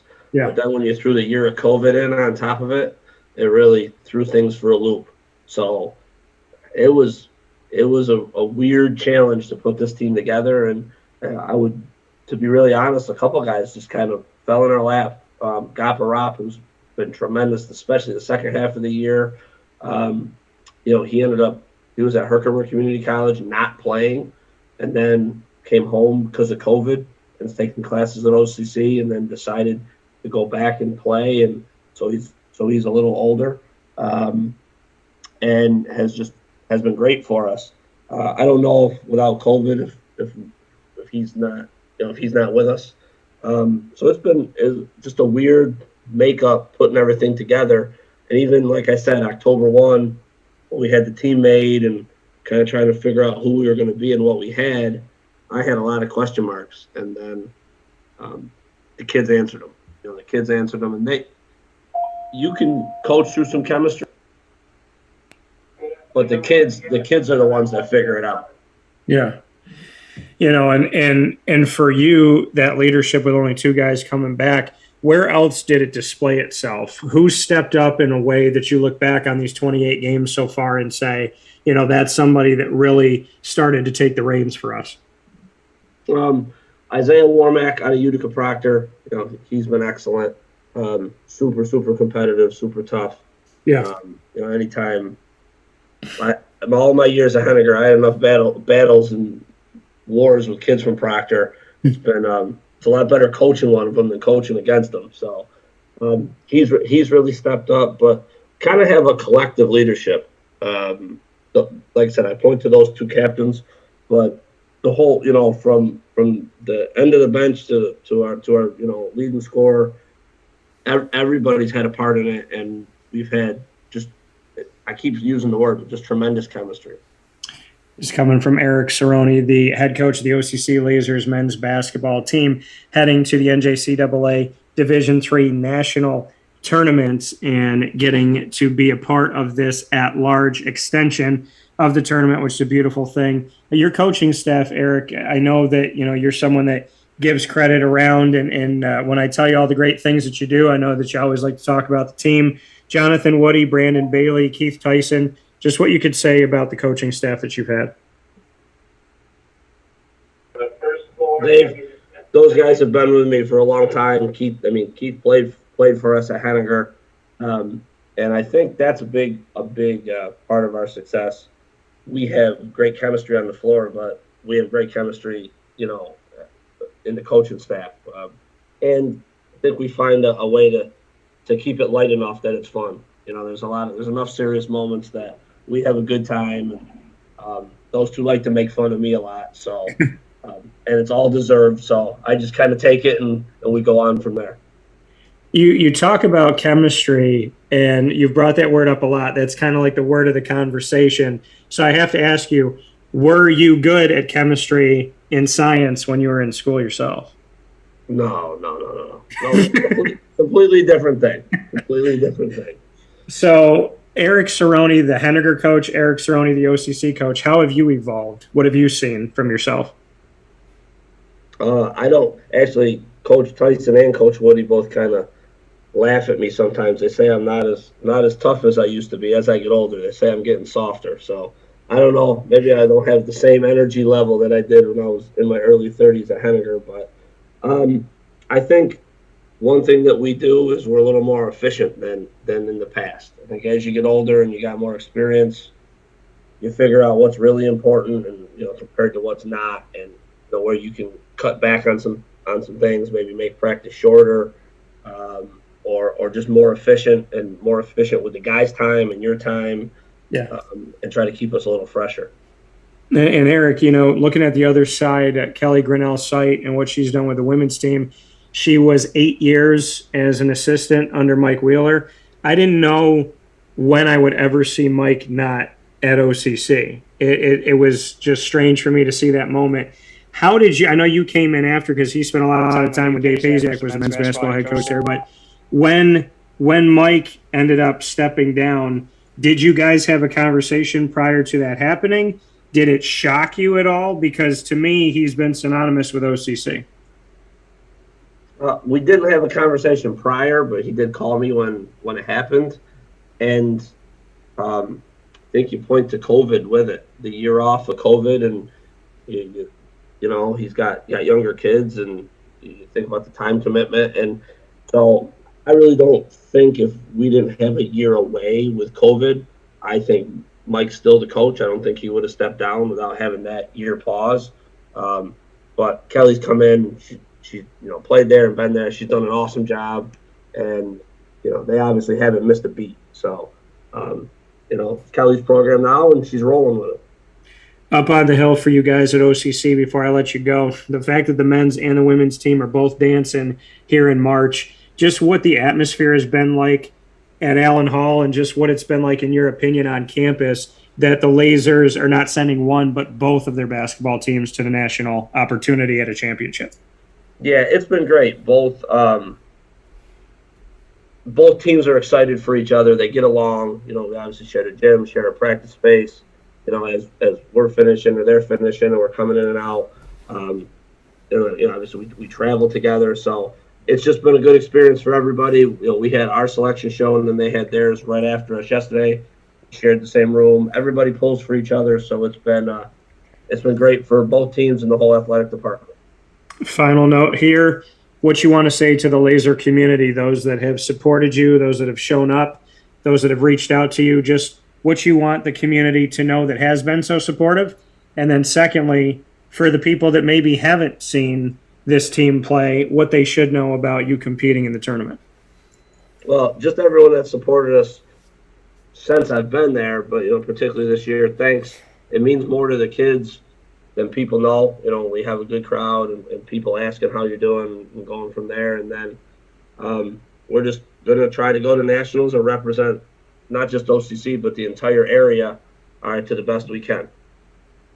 And I want to let you know, I promise that I'm wearing my OCCS color, but the word on here is Sivak Ho, and what that means is rise to the challenge. So I wore it today for a purpose, and I look forward to your team rising to the challenge here with the women's team as well. And Erik, as always, I always appreciate you giving me time and making time for me in your schedule. I hope for safe travels and some good news as we step forward. And I'll be in touch with you. So congratulations as always. If I wasn't feeling under the weather, I would have been sitting in there. But I hope that you guys continue to do well, stay safe, and I'm looking forward to good news coming up.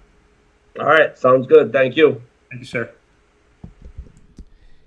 That, once again, coming from Erik Saroney. You can tune in live to Wake Up Call with Dan Tortora every Monday through Friday from 9 a.m. to 11 a.m. Eastern Time on youtube.com/wakeupcalldt, facebook.com/wakeupcalldt, facebook.com/livenowdt, and of course on mixlr.com/wakeupcalldt and on wakeupcalldt.com's homepage.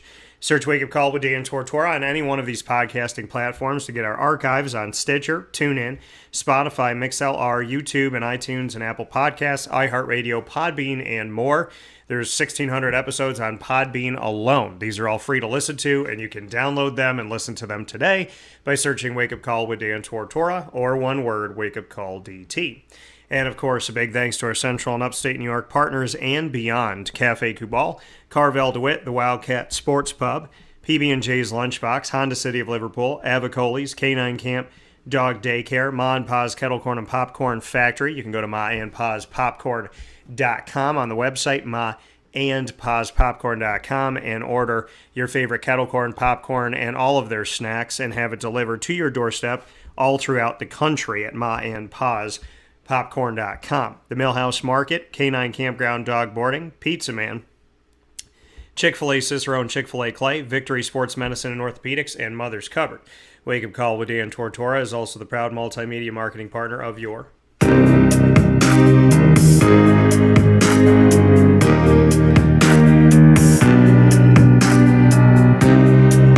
Lemoyne College Dolphins. It's Fins Up every Wednesday on Wake Up Call here with the Lemoyne Dolphins. Always appreciate having them here Wednesdays at 9 a.m., first and third Wednesday of each month. AD and DT featuring Athletics Director Bob Beretta and myself, Dan Tortora, with new topics throughout each month.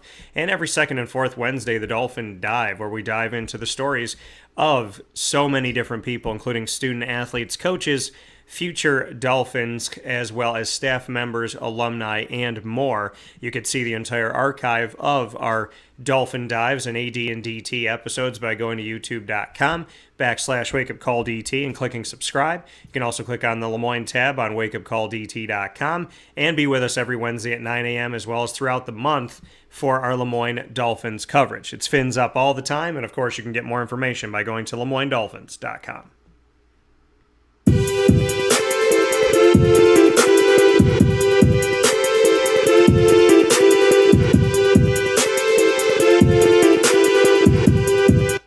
Wake Up Call with Dan Tortora is also the proud multimedia marketing partner of your Marywood University Pacers. It's Pacer Pride every single Friday on Wake Up Call with Dan Tortora. Those episodes airing on the second hour, 10 a.m. to 11 a.m. Eastern Time. You can hear from your Marywood Pacers as well, from their Executive Director of Athletics, Pat Murphy, their coaches and student athletes. Pacer Pride episodes coming to you every Friday between 10 a.m. and 11 a.m. Eastern Time. And you can find them in our archives by subscribing to youtube.com/wakeupcalldt, as well as clicking on the Marywood tab on wakeupcalldt.com. For more information on the Pacers, go to marywoodpacers.com, as it's always Pacer Pride.